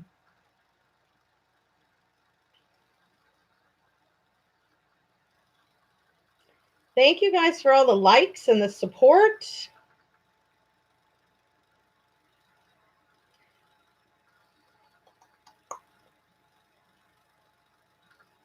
Yeah, very curious person. And because a lot of this involved her, I see her completely being interested in the process and what's happening and what people are thinking and feeling and saying, right?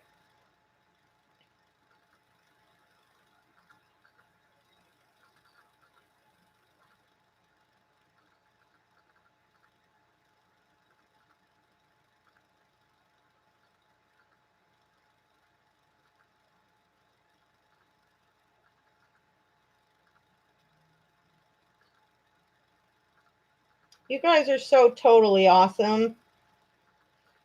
Love it.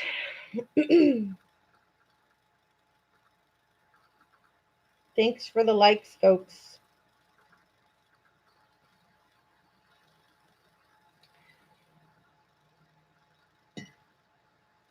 Yeah, Joanne, that's totally. I think sometimes that we just don't realize what we sound like to other people. Perhaps she was being a little bit sharp, like, hey, wait a minute, what is this? What are you saying is that? I don't know. Anyways. Yeah, but definitely Sam, I think there's no such thing as having this many coincidences on one person. Thank you, Gigi. I love you too. Gigi says, well, she lived out there somewhere. Yes, she's a very curious person. Yes, exactly. Much love to you, girl, Joanne. Yeah, too many coincidences kind of equal this is what it is, right? There's no way, like somebody said it earlier, there's no way that we are all wrong. And like I said, when I had heard her on Armchair talking about petition, she was some type of petition lady for him. So I don't know what all they really even talked about. I haven't spoken to him about that specifically, but I know that a lot of people, with me were jumping on the conversation about this voice is Nicole Kessinger's. And that's when I got into I've spoken with this person. I know who this individual is. And now I'm convinced that, yes, you guys, this is her.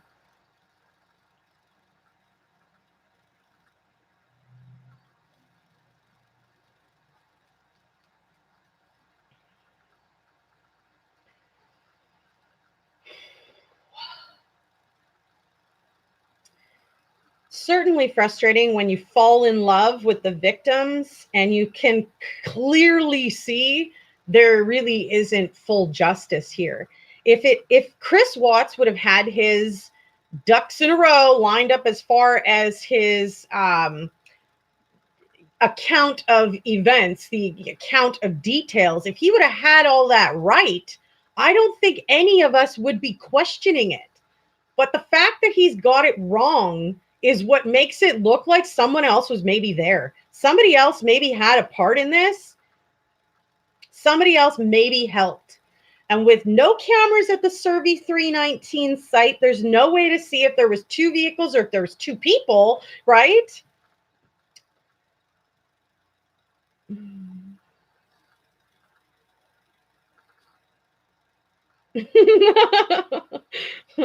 Much love, Joanne.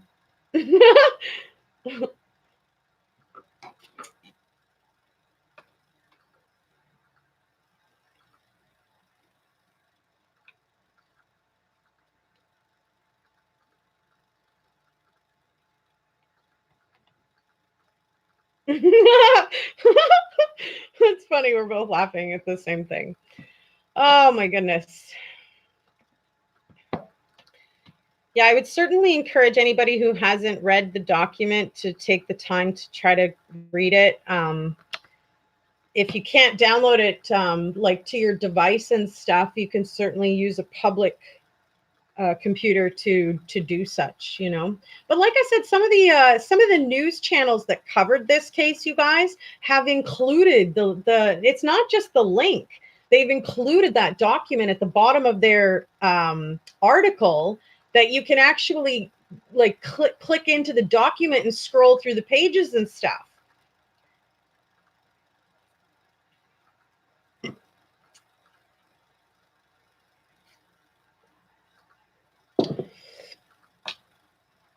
And it certainly had plenty of contradicting facts, right?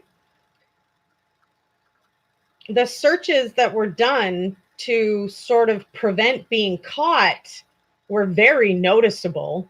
And normal people who don't do anything wrong don't usually worry about deleting and really erasing permanently things that cannot ever be recovered type thing. So,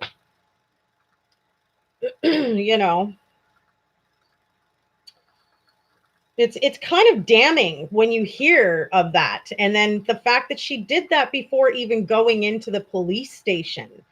If a normal person has an inclination that their partner may have murdered somebody, deleting everything and stuff, like she was still talking to him. So like all this deleting garbage proves guilt. It really does. It points to guilt. That's for damn sure. And maybe doesn't prove it, but it sure points to it. Wrong P, Sherry. True Crime Junkie. What live was she on that we could hear her voice? It was on Armchair Detective. You guys have to go over and ask him, because I know that he suddenly got bombarded with, because when I jumped on and said, I talked to this person and yes, now I'm convinced this is her.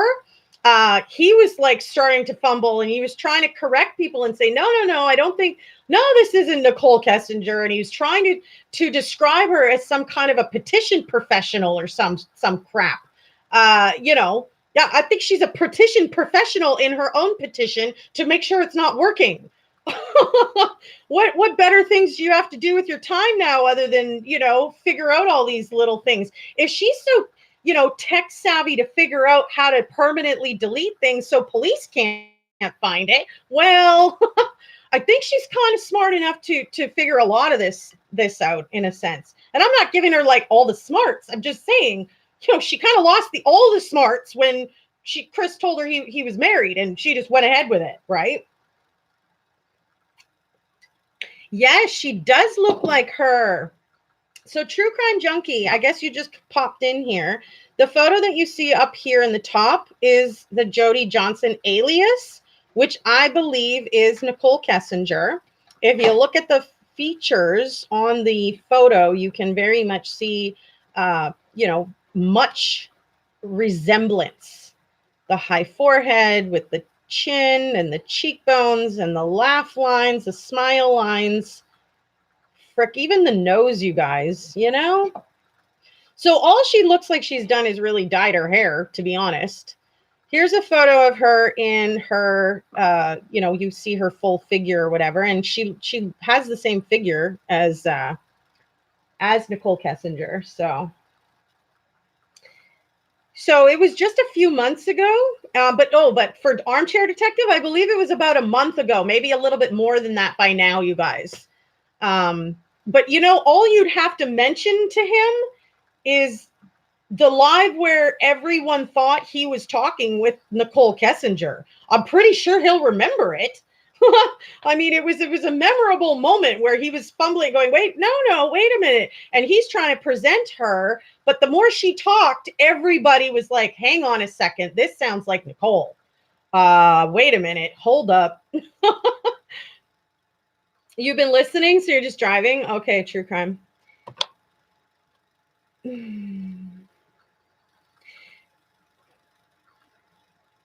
Yeah, see, the NK was on AD, but I mean, she wasn't presenting herself to be NK, but everybody who was on that live feed was like, hey, this sounds like Nicole.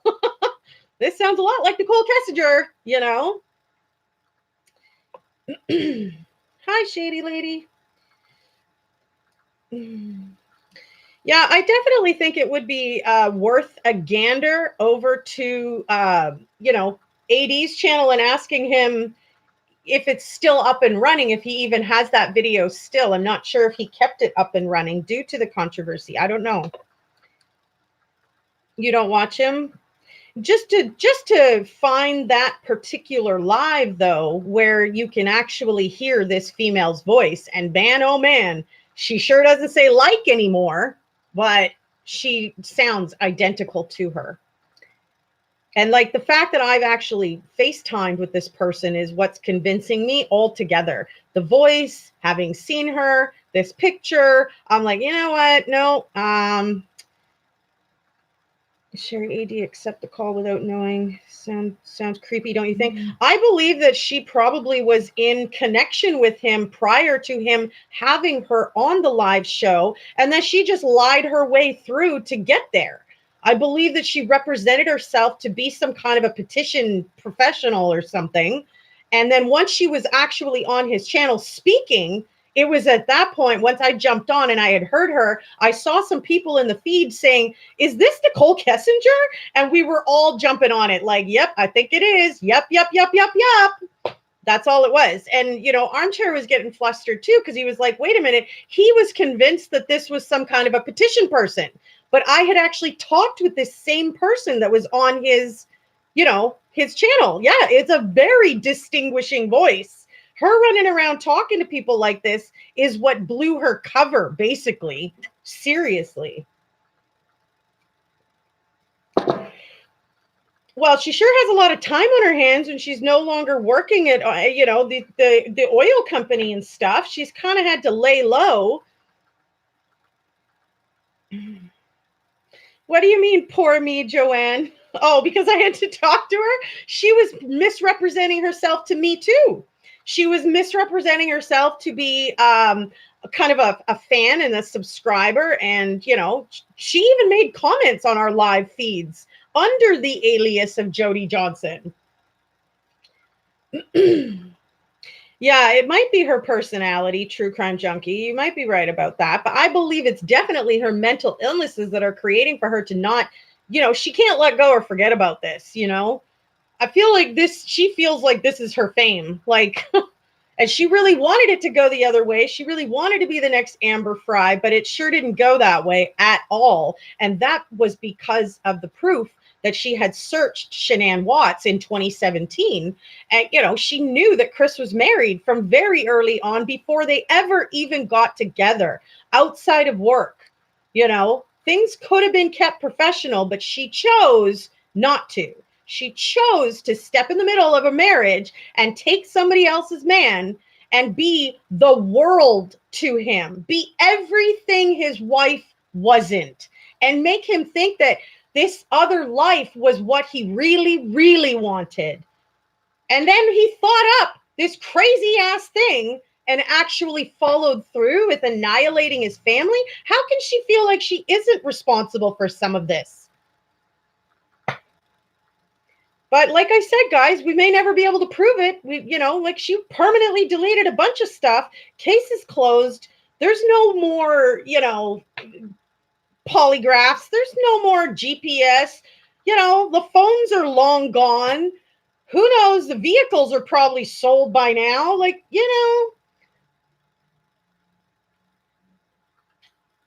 it did kind of backfire in her face for sure. Deleting all the content was so suspicious. It completely pointed to guilt of some sort. It was just not in line with what a normal person would do in that situation. Any other woman in that kind of situation, I would imagine you'd want to come forward and be like, hey, hold up, I really didn't have anything to do with this. Here's the proof. Yes, I was in Frederick at 6:15 on the same day that Shanann Watts died, but I was at the gym, or I was at the gas station. I was at the store. I was driving to work. Did we get any of that? No, none of it. And it's such a piss off to have to let it go because there is nothing else, because we get no more information. We have to. Like, it sucks. She kind of won. Whatever she did, whatever she said, whatever they talked about, whatever they perhaps planned, whatever she maybe assisted in, she's completely successfully gotten away with it because there is no more proof. There is no more nothing. It's frustrating, though. That's for damn sure. That's not true, Josh D. There are ways to permanently delete things that are not recoverable. And this girl was searching it to figure it out in order to do it before she came into the police. The police just happened to figure it out that her searches, what she was doing. It's maddening, you guys. And for me, personally, because I fell in love with Shanann, Bella, and Cece, the new unborn baby bump that Shanann carried around, I mean, who didn't fall in love with that? Like, whatever. I guess the haters didn't, but there's always going to be haters. I'm sure that was nothing new for Shanann to deal with, in what multi-level marketing and whatever. She even went on a live video to say that one of her closest friends had, come to apologize and really wanted to give it a shot on her products because they really did seem to be working and doing some kind of a difference and a change, So I'm sure that Shanann was always sort of dealing with that. Yeah, that's right, shady lady. If you don't have anything to hide and a normal person finding out that a man perhaps murdered his family would not delete anything. It would be like, here's everything I have on this guy. I'm not sure what else you need, but whatever it is, let me know if you need any cameras, whatever. I don't know where the heck she may or may not have had cameras, like the Ring doorbell cam that the Watts family home had. I don't know if she had any type of security system in her home or not. I do. I'm an apartment owner, and I do. So it's completely plausible that perhaps, she did, but we don't know. Yes, there is. They said in the report that all her content was wiped. Exactly, True Crime Junkie. She successfully deleted permanently so that the police could not find it. They even executed a warrant to look at her phone. They asked her to sign a waiver allowing them to look at her phone, and she did that right in the interrogation room, right? We all heard that.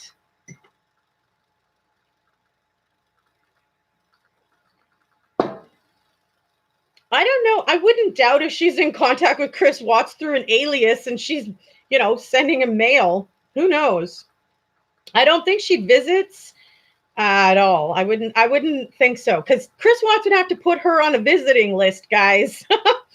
I've dated a lot of bad boys in my time, and I gotta tell you, you got to be put on lists before you can just have contact. You don't just show up at the jail and you're like, hey, I want to see so-and-so. And they're like, sure, come on in. Let's just scan you and we'll put you in the door.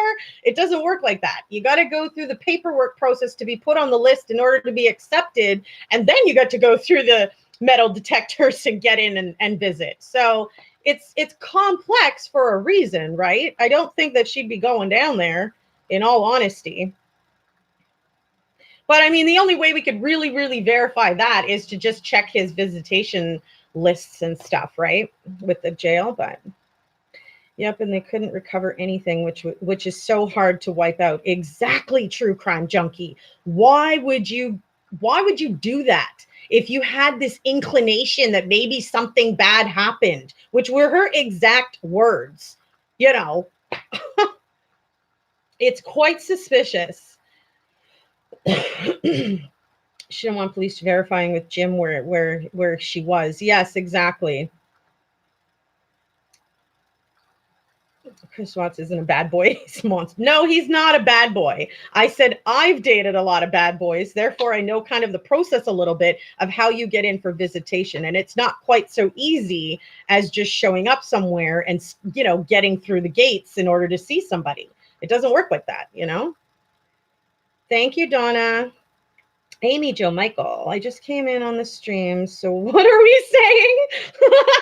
Oh, honey. Well, the recap could definitely be in the rewatch. Gigi says she got a bit louder not to talk to Jim. Yeah, no, she definitely got a lot louder, and she was pretty adamant, but that was who she was trying to use as her alibi. I kind of believe that they did get that information. They ended up getting that information from her, and they did probably speak with Jim. What was the last name? I can't remember exactly. Gutowski, I think. Excuse me. So I believe that they probably did go down and talk to him and stuff. And I believe that those are part of the missing pages out of the document that was redicated. So the 1,960 page document that's missing a couple hundred pages, I think that Jim really was in Milwaukee when the phones pinged, when Nicole Kessinger was in Frederick calling Jim in Milwaukee. That's where his phone was pinging. So Gutowski, yeah, that's what it is. So I believe that they have actually spoken with this person. And I mean, he's probably at least verified that he spent some time with her. Perhaps it wasn't all weekend long, right? But she perhaps did spend some time with him.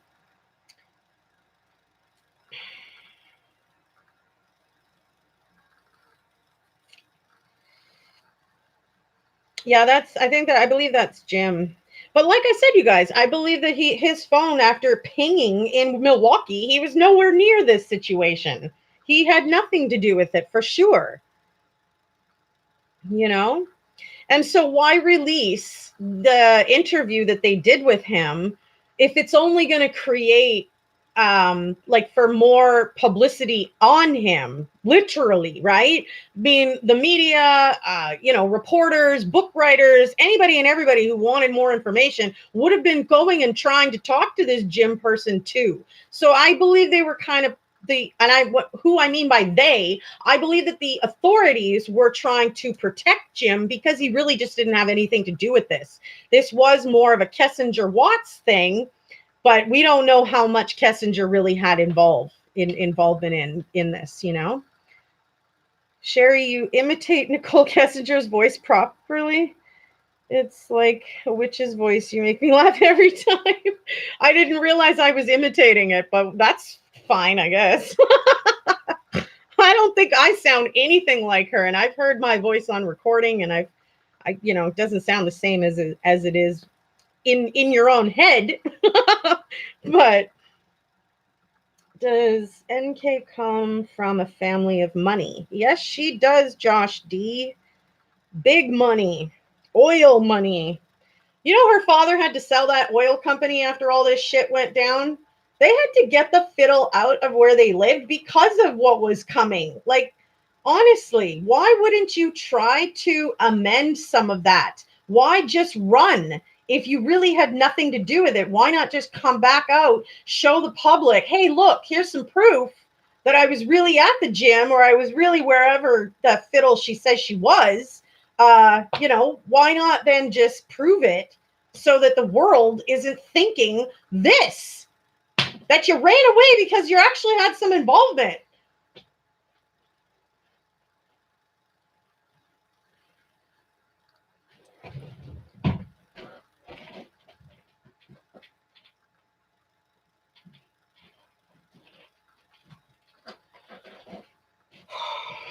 Absolutely, sincerely frustrating, in all honesty.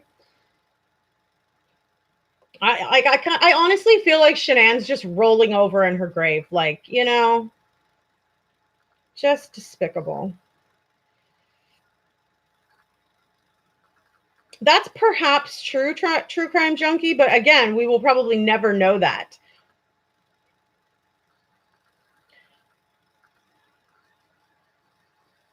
Oh, yeah, I did imitate her that time. That was a few lives ago. Why? Why? Why? I'm just like, oh my gosh, you sound like you're cackling. Like, stop it. Are you even being sincere? Because it sure doesn't sound like it. Are you really, really like, oh man, damn. I just watched another video. Chris Watts is trying to reopen. No, he's not. There is no appeal. The appeal process is done. That is all fake rumors. If you know the legal industry at all, Amy Jo Michael, it's not plausible. He has already been read his rights, already in front of the judge, been asked if he understands everything that he's giving up because he's going straight to sentencing, because he's pleading guilty. It's all done and gone. There is no appeals. That's all BS. I'm not lying to you. That is not ever gonna happen. He reneged that right when he pleaded guilty and got sentenced. Like, there is no appeal after that. Forget it. He had a fair trial opportunity. He saw the evidence against him and chose to plead guilty and just get it over with. Was his exact words. He just wanted to be sentenced. Even criminal lawyer Scott Reich says the same thing. There is no appeal. There's nothing that's going to happen like that. No. Poor Shanann being murdered for nothing. Exactly, Joanne. It just pisses me off. Like, all of this because of an affair? How many people are out there married right now that something might be going on the side, and this might be a potential outcome? Like, this is just crazy. Like, seriously, the whole world has just gone mad, in my opinion. Ugh. I'm just going to run and grab a coffee.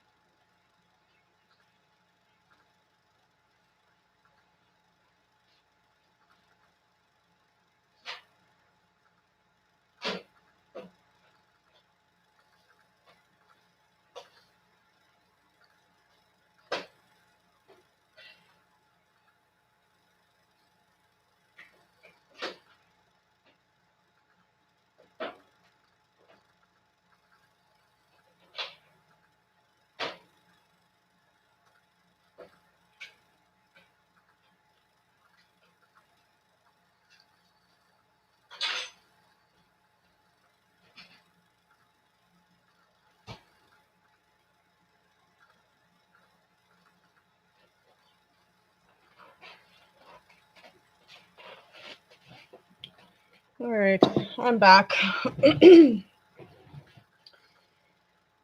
All right. That's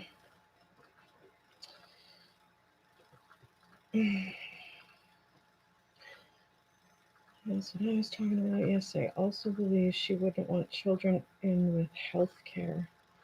Another father murdered 5 of his kids, just got sentenced to death. Yes, Ellen Armstrong. We were just talking about that earlier. Hey, Pug Mama. NK and Watts are still alive, and those poor children are gone. Right, Shady Lady? It's Timothy Jones, Donna White.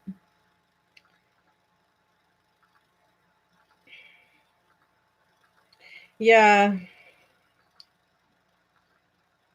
Josh D. Oh, that's to Ellen. That's the update, yeah. Well, in all honesty, Josh D, with the, you know, with the following through of the death penalty, it's very plausible that he's just going to sit on death row for the next decade, you know?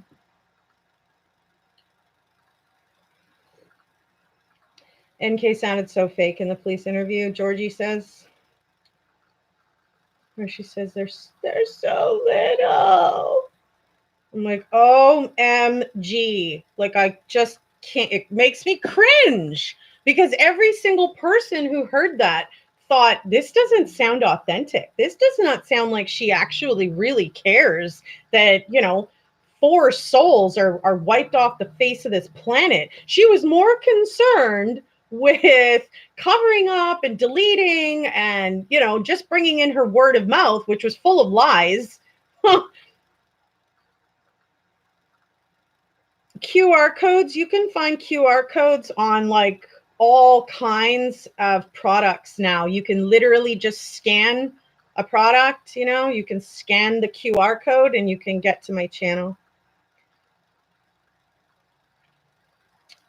So my QR code says scan and subscribe. I was pretty creative with it. Created it all by myself. Whoop, whoop.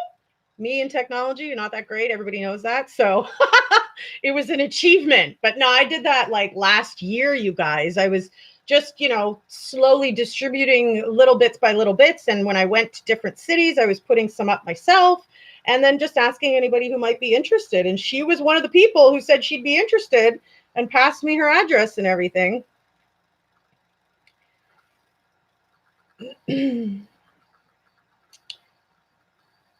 You will be surprised.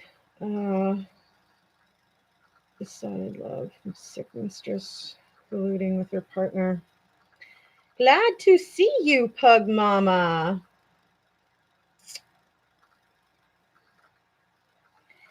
Andy Bauer, I have definitely answered that. In the United States, moving away from the death penalty because drug companies aren't willing or wanting to supply the drugs for lethal injection. Interesting. I had not heard of that particularly. I do know that there's several states that have, ceased that, but there are plenty of people, that have been sitting on death row for decades, right? So that's what we were talking about, though. The fact that, despite being sentenced to the death penalty, doesn't necessarily mean that that's actually going to follow through, How many people are literally sitting on death row and have been for a very long time, right? It was all a false emotion on Nicole's part. Yes, exactly, Shady Lady. Well, it was very obvious. And so many of us that heard that were all like, we all frowned and crinkled our nose like, what? Is she really crying? Because she doesn't sound like it seems a little fake. Right? Fake. So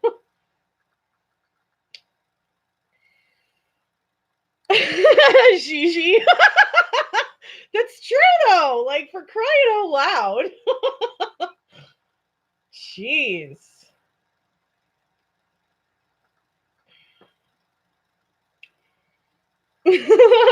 You caught that too, hey, Joanne? It sounds like, it looks like, it seems fake. Oh my gosh. Yeah, I don't know. I gotta tell you, how she acted and what she did to get up to this point is all pretty damning evidence that shows she cased out Chris Watts like she was casing a bank to rob it. You know, she successfully took the goods and just doesn't seem to really care that much about the loss of the other lives. Like, very unauthentic, not very genuine, all the way around. Like, makes you question, makes you frown, makes you, put your hand under your chin, like you're completely questioning and wondering how real anything that she is saying is. Yeah, fake. It's unfortunate, and we as individuals might have to just completely let this go because she deleted everything and there is no proof and there was no GPS and there is no lie detector. So, and we have Chris Watts serving life. I guess that's good enough. Man, I wish we didn't have to settle for that. But whatever. It's not like we have much of a choice. That's why I'm so damn excited and anxious to just, like, I can't wait one day when I'm up there with Shanann looking down at all this, for real.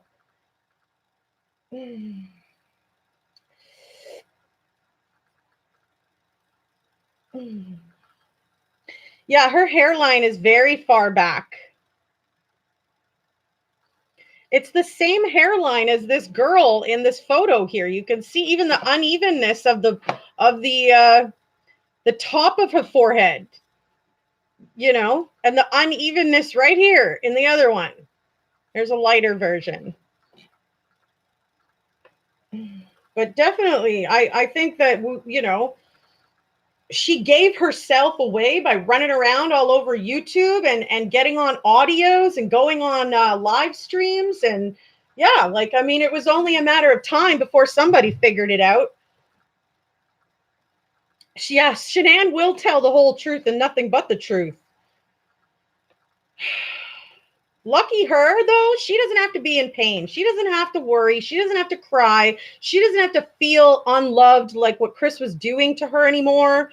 The only silver lining in a sense is that she is in a better place. But like the rest of us are without them, which sucks and it's sad, Read between the lines in her interview and you can tell she got right into his head. Absolutely. She was showing him all kinds of new things. She knew that he liked cars. She took him to the car show. Like, I believe that she was planning that for quite some time. Still very sad, right? But at least she's not feeling anything of what we are feeling, right? We are feeling upset and sad and mad. And, it sometimes does make me cry personally. So, like, honestly. But she's not feeling all of that, at least, right? At least. It's sad she had to leave the way she did, but at least she's in a better place and she's happy and she's with her girls too, right? Hi, mister. I'm so glad you came back. Sorry about the double live thing. You were chatting with me on the other one, and then I couldn't get the stream to work, so I had to create a new one.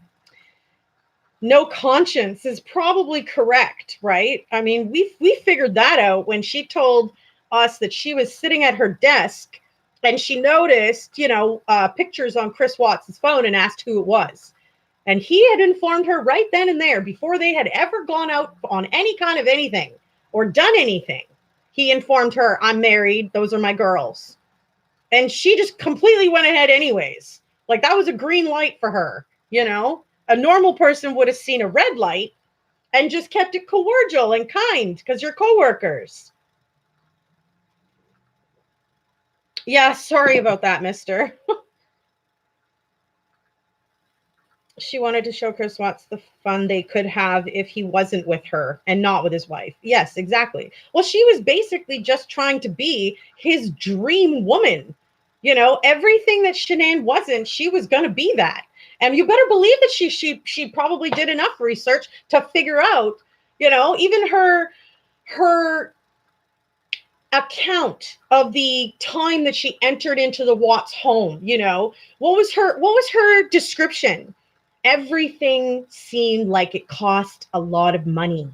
Like, what is that your concern, anyways? Like, how do you know she didn't get stuff on a discount bargain?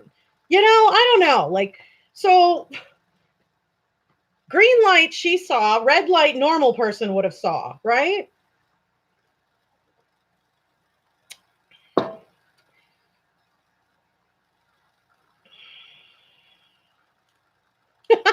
Pug Mama, I love your little sneaky extra. Today we were supposed to do the survivor story, but unfortunately unfortunately for us, not for her, she had some family members coming in unexpectedly, and there's like a wedding type of, there was a recent engagement, I believe, with her father, and so the woman was coming and they were going to go dress shopping. So we had to postpone the survivor story, and I had been working on this. So I thought, you know what? This is what we're going to do instead, considering we were already talking about the Chris Watts case and stuff, going through the case files. I figured this kind of lined right up with that, you know? I certainly wasn't just going to leave you guys, no live. I had already announced that we were going to be doing one today, so. Yeah, he definitely thought the grass was going to be greener, but why on earth was killing them an answer, you know?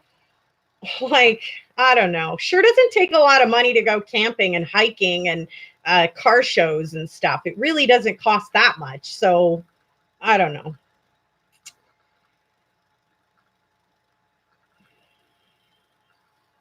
It's all half truth out there, Joanne says, but her family hear all that. So poor Ruzik's mourning, crying to save Shanann's reputation. I think that, you know, it's not fair to try to even ruin Shanann's reputation. We all make mistakes and stuff. And, you know, they were married for 8 years. We have no idea if this was really the first time he ever stepped out.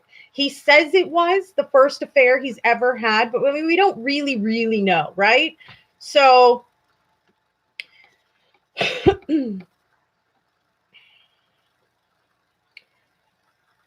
excuse me. That's what I'm saying. Yeah, grass is greener. Narcissists are master strategists. NK is one. NK masterminded Chris Watts like a prey. She is the predator. The evidence is all her investigation on Shanann Watts and the family. NK plotted, planned, and schemed to take somebody else's man for no reason. Like, were there no other good-looking oil company working dudes there that were single? Like, come on. Like, I get when you see somebody, even if they are married and you find them attractive, like, damn, that person's kind of good looking, right? And you maybe even try to talk to them because you don't know they're married. But once you hear that, once you know that, that should be when you step back, not step forward more. Like that, whatever, you know, sheesh. Yeah, we really only have the one side of the story, and because everybody else, is gone, like we really have nobody else to ask that could know. Georgie girl says she is bipolar like me. Her mind doesn't tick like everyone else's. She had and has a dark side, I reckon. You know, I reckon that you're right about that as well, Georgie girl. And that proves when she had searched, you know, his wife a year prior to them even going out outside of work and stuff like that. Like that shouldn't have been like a go for try to find out more and be everything that she's not. Like, jeez. Chris Watts certainly met his match, Mister says. They both got what and who they deserved. Each other, two narcissists, perfect match. They'll be together once again in hell. At least they have that to look forward to. Oy, oy, oy. Well, you know, I'll leave that between God and them, but you know, I completely understand where you're coming from, and I totally understand the frustration and anger behind it.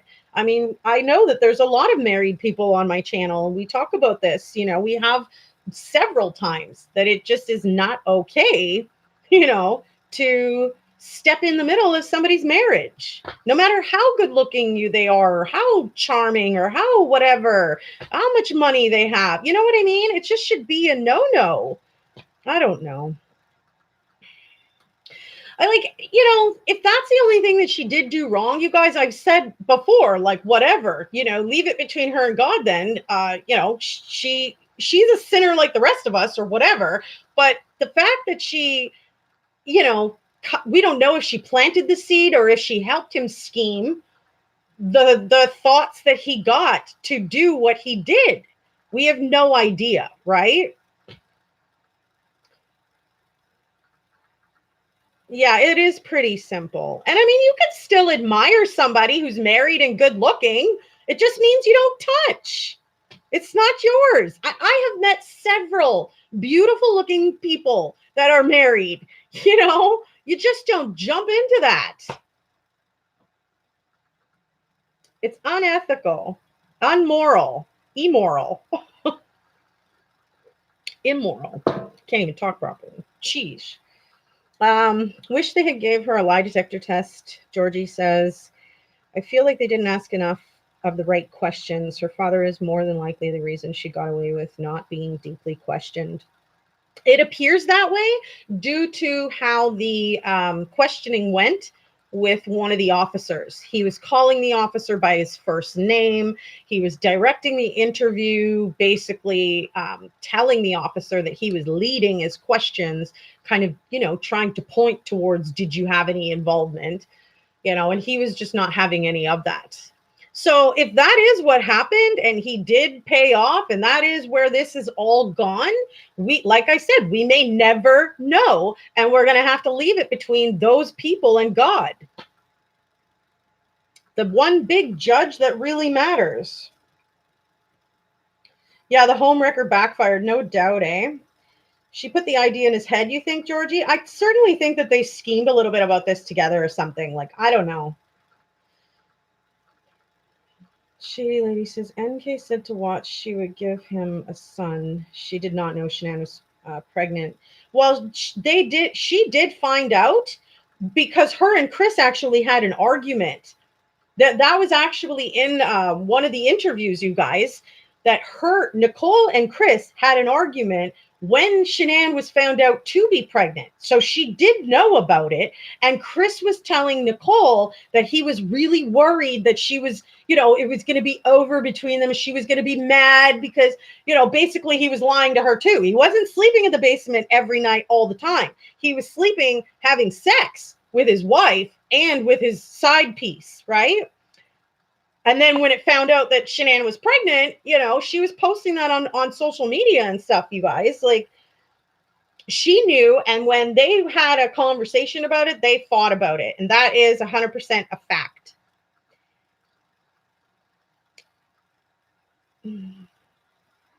You think she was there, mister? She's an accomplice? You pray they arrest her one day. I agree, Sherry. Totally immoral and unethical to date a married man. Yes, it is. To each their own. Everybody's got to be held accountable and stuff like that. But it's sincerely unfortunate that there's 4 people that never get to walk the face of this earth, never get to see the full potential of what they could have reached and the memories that they could have achieved and gotten. I mean, honestly, it's pretty devastating for the Ruzick family to have lost their only daughter and their only grandchildren, like all because of a mistress thing. Like, it looks really bad on her, on her part. That was a gross as an interrogation. Yeah, no, he was definitely running that interrogation that day on that. Yes, for sure. Because we heard it. We heard him speak up and say it, right? Georgie says, I seen talk today. That said they think a doorbell camera Shanann may have been looking on the baby monitor.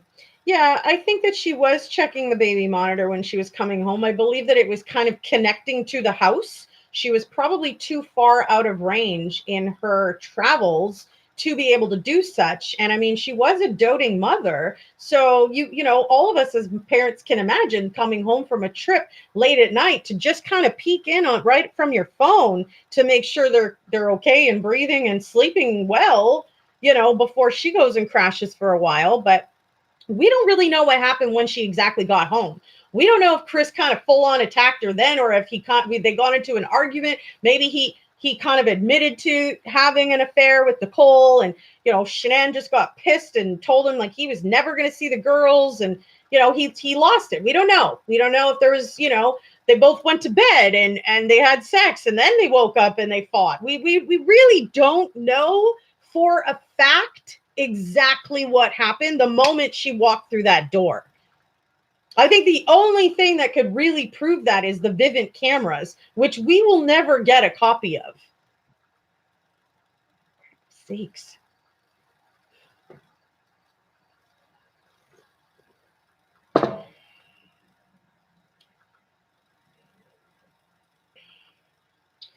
Mr. says, in fact, Shanann said she hadn't seen any change in Chris Watts until just recently. This must also mean he wasn't sleeping in the basement, because surely that would be a noticeable change. Any wife would know and recognize, of course. 99% believe 9K was at the Watts house that night of the murders. Well, it's entirely plausible because her phone pinged at 6:15 in the morning. We can guesstimate that Shanann Watts died anywhere from, you know, the 1:45 to the 5 a.m. when he was loading up the truck, right? So, which, like I said, I'm not really convinced that it necessarily happened right away because there was no bodily fluids that were found around the house. When a person dies, it usually isn't too long after the person stops breathing that the body kicks out all the fluids, you know? So that would be all the urine, all the feces. And I mean, Shanann was pregnant, so that included the baby, you guys. It was expelled, but none of that was found in the house. And the cadaver dogs would have certainly been able to smell that. There's no way they would have missed that, not even with the cleaning smell that the officers said they could smell when they went into the home. So not even with that could that have been completely undetectable with the cadaver dogs. So it kind of lines up timeline-wise, in my opinion, because of that fact. You know, because there was no bodily fluids found in the house, I think it was fairly soon after the argument in the bedroom that, you know, something happened. Maybe Shanann laid down to finally get some rest. Who knows? I find that a little hard to believe, you know, running off an argument, perhaps, you know, a heated emotional discussion is how Chris Watts described it. So I find it a little bit hard to believe that she would just crash and go straight to bed. You know, everything on her trip was bothering her about her relationship. So I kind of just see them more arguing, and then it just got out of hand. And, you know, I don't think she thought he could possibly follow through. And that's probably why she didn't give up any kind of a fight, you know. Maybe that he, you know, suffered or strangled her so quickly, and that her Adam's apple went in. Like it happened relatively quickly, right?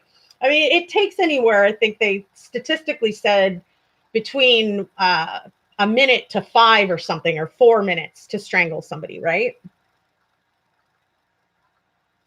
No, we really don't know if there actually was a fight. That's true. Everything that we've been given as far as the accounts of what happened in the house when Shanann got home, we have no way of verifying, you guys, other than the Vivint cameras, which we're never going to get.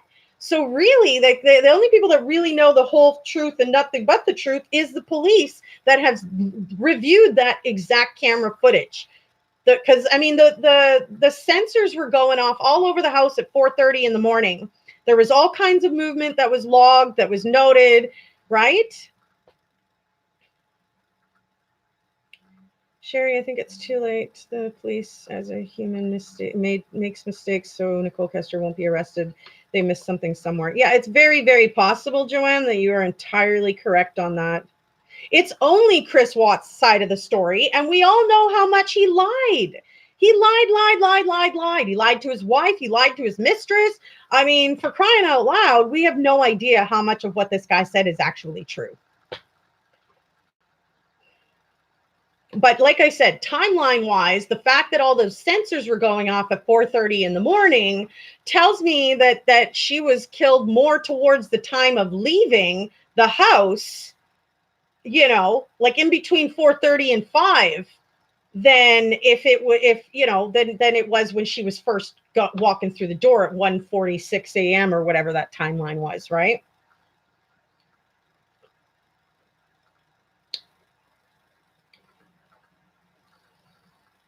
Donna, this is so sad because of the children in oil have to have special circumstances and burial. Yeah, the oil is explosive, so they had to be sealed properly because both girls, I mean, they couldn't get all of that stuff off, so they had to seal the caskets so that there wasn't ever going to be any kind of leaks or anything.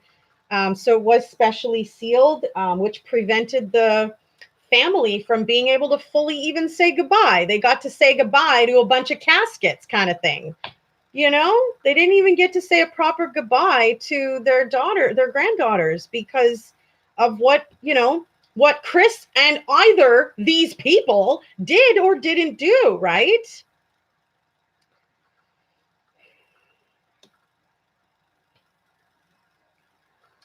Was she knocked unconscious at the house, put into the truck and killed at the site?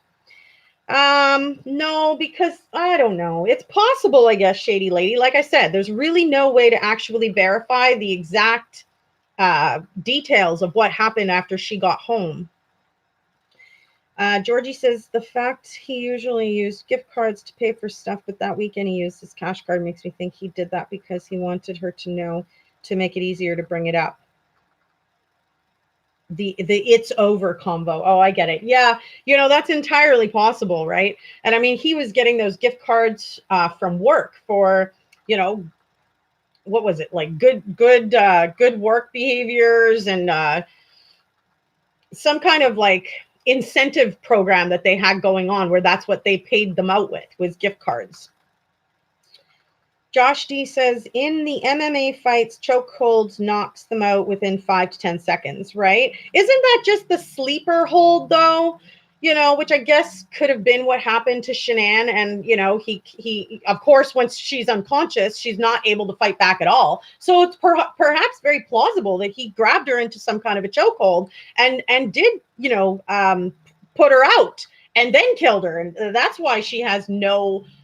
she didn't make a fight. She didn't put up a fight against him, right? I don't think the autopsy would have been able to figure out the unconscious thing. He could definitely figure out the strangled thing, but, just to go into a sleeper hold, like I can remember when I was a kid, there was this big thing going on back in the day that you would spin and spin and spin until you were so dizzy, then your friend would lean you up against a tree and hold your neck, and it would make you pass out. I used to watch my friends doing this stuff all the time, and I was just like, aren't you guys killing brain cells like that? Like, that can't be good. What if somebody goes too close to the Adam's apple and pushes that in, and now you've killed somebody? I don't know. It was a really weird thing for me, but I can completely understand where you're coming from, Josh D. If he had grabbed her to kind of put her in that sleeper, right? I mean, it wouldn't have been difficult at that point when she's unconscious to, finish strangling her without her being able to put up a fight. Liar, pants on fire. Yeah, no doubt, Gigi? What's an added trauma for the family, Shady Lady? I believe Shanann and Cece were killed at the house, but when it comes for Bella, it was at the site of the oil site. Yeah, I don't know. I have a feeling that those girls were both still kind of alive, Like, I believe some of the counts that he recounted to the officers of that survey site visit, but I'm not sure if he had any help doing that. If he did that all by himself, I don't know. He seems like a pretty strong man, so why was the grave so shallow? If the guy's running on adrenaline and, all hyped up and stuff, I don't know.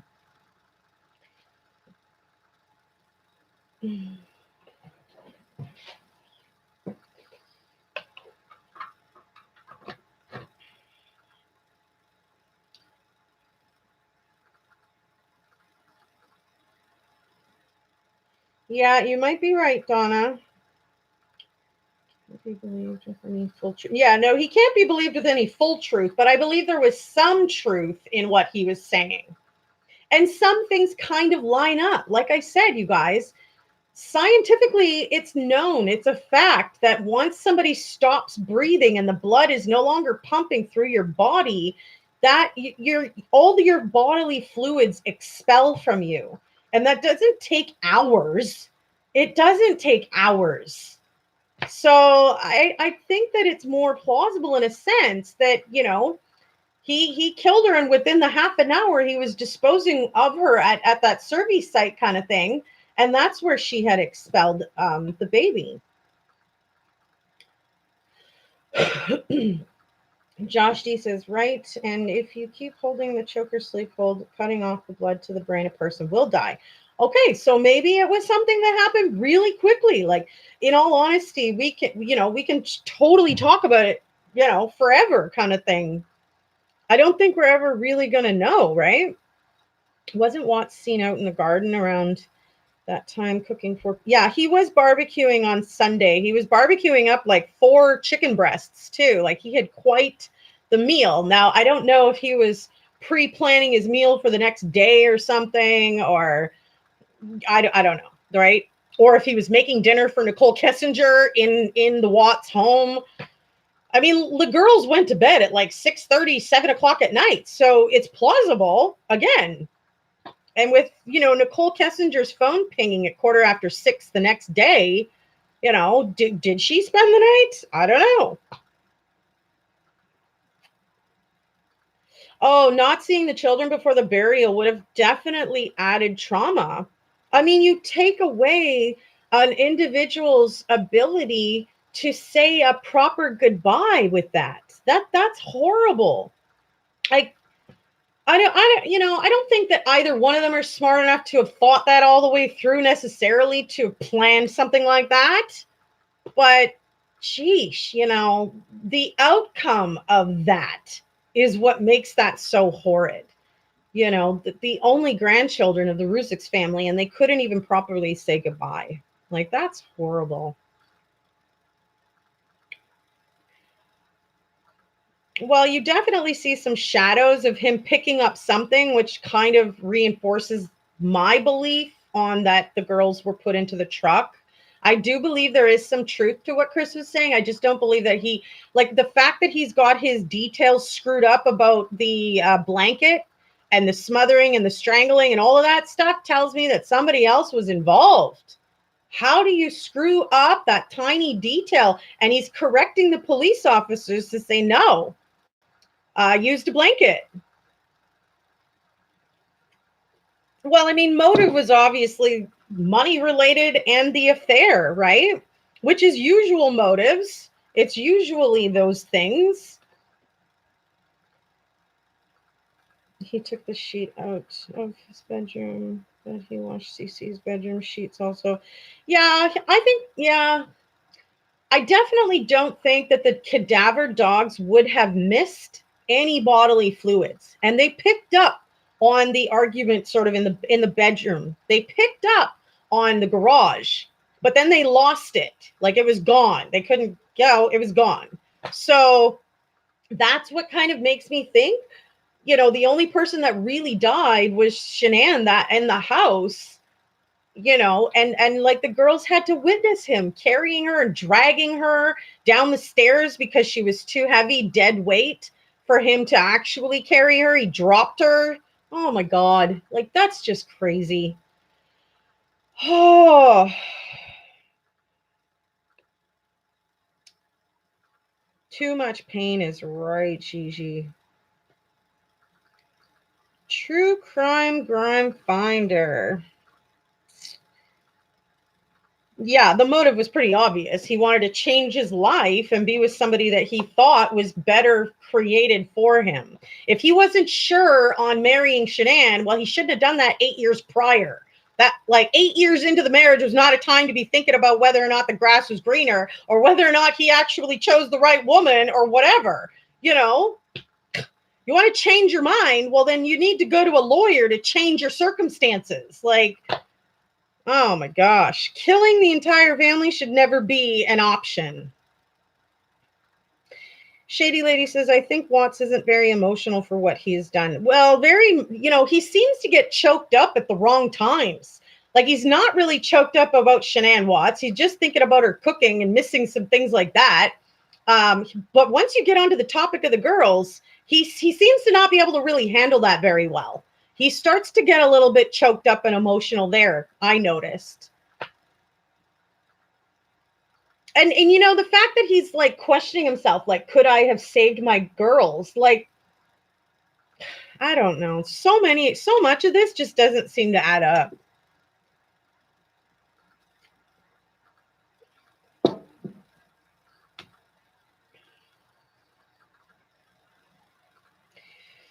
Well, I kind of believe that the children did see that in a sense, because the whole statement from Frankie Sr. saying basically that he saw, Chris taking his family, like the family that Frankie Sr. created, like in Shanann, and taking her out like garbage, taking the family out like trash.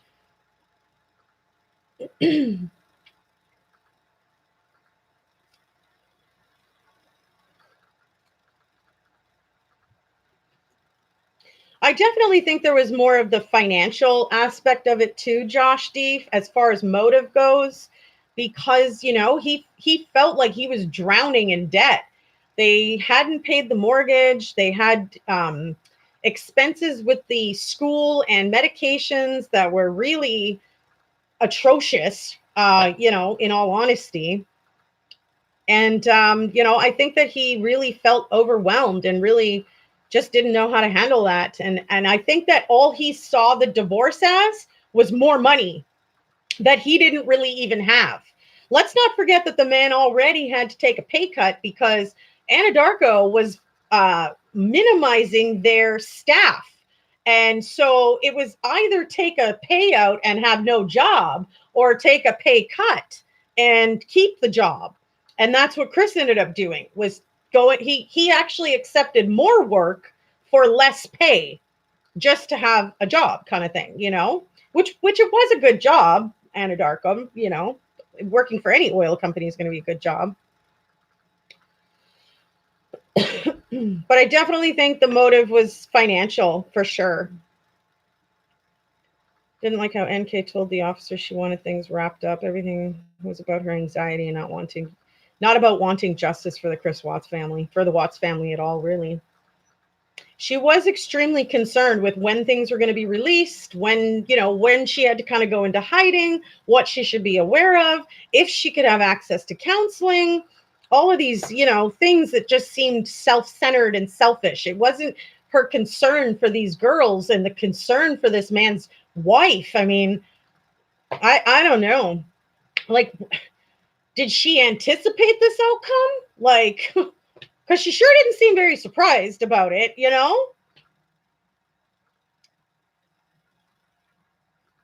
They actually did file for bankruptcy. I think it was 2012 or 15, one or the other. It is possible he killed Shanann. Shady Lady says, then NK convinced him, Watts, that the children should go with their mother also. Yeah. It's just really odd that he doesn't seem to know the proper details of how these girls really died.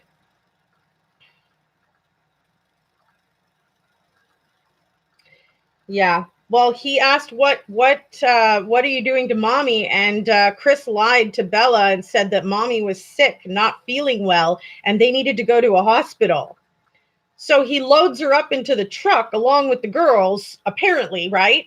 and then drives off to the service site, nowhere near a hospital, nowhere near any help. You can imagine the level of confusion for 4 or 5-year-old Bella, who kind of probably knew that something really wasn't right with her mom, you know? Yeah, well, Nicole definitely made a lot of this situation about her, and it really, really wasn't about her at all.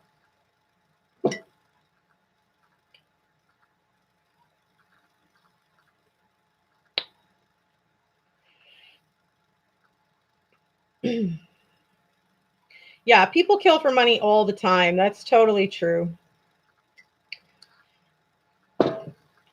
You know, like I said, you guys, though, like they're in a better place. I, for one, cannot wait to get to heaven. To be honest with you, it's got to be better than this crappy ass world, for real. There really isn't, a ton of wonderful people. There's all this hate and all this malice, and crime and hurt and deceit and scheming. I mean, it's just a disgusting place sometimes when you really look at it. Like, there's some nice things in the world, but like, I am so glad I am not of this world. I am in this world, but I am not of it. Damn.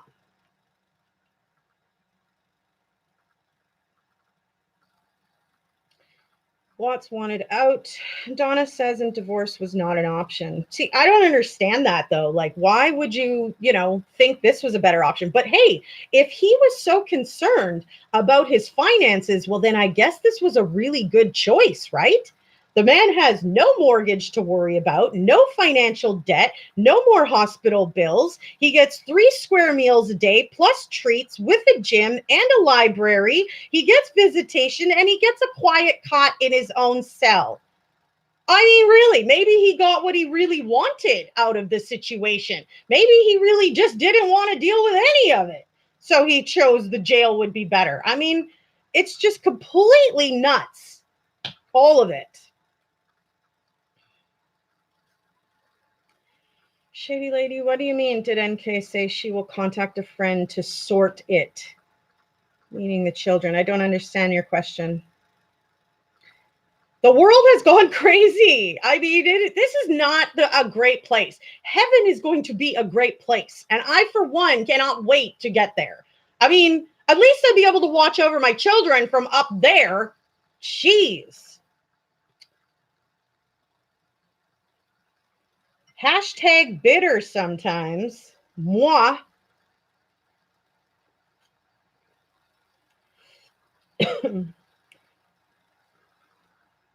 Joanne says, Chris Watts thinking to sell Shanann's wedding ring. Yeah. Yeah, well, he was asking Nicole Kessinger how much they thought that they could get for it, Donna says, what puzzles me is how Chris Watts could love the children and then murder them. Yeah, well, it's a little bit bizarre that he doesn't seem to even really know how they were murdered, too. That's what makes it like so many of us are like, huh? Was somebody else there? Did somebody else help him do this? Yeah, I knew what you meant, Shady, about the world gone crazy. Georgie Girl says, the children had to go. He knew officers would try speak with Bella and Cece. He was probably scared. The girls would say, Daddy did it. Bella was very intelligent for her age. I agree with you, Georgie Girl. I definitely think that Bella knew that something was very wrong. Her mom was no longer walking around on 2 feet. She wasn't even talking. She probably didn't look right. She probably didn't have the right color to her skin anymore after he, did what he did.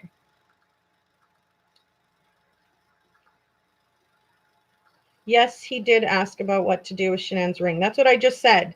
I said they were talking about how much they could get for the ring to pawn it. Well, he didn't want child support. He didn't want the mortgage. He wanted to move.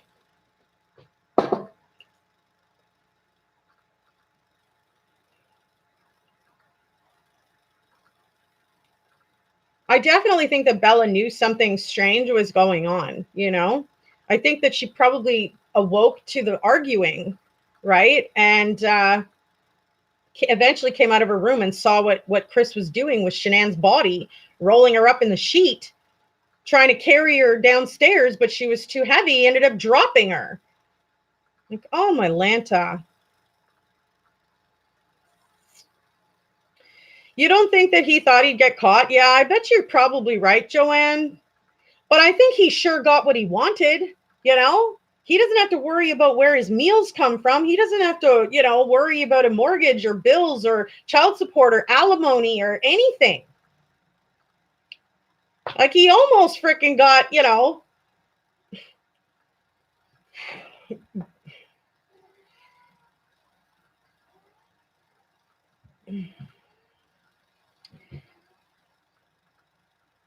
Is it possible NK and a friend murdered the children?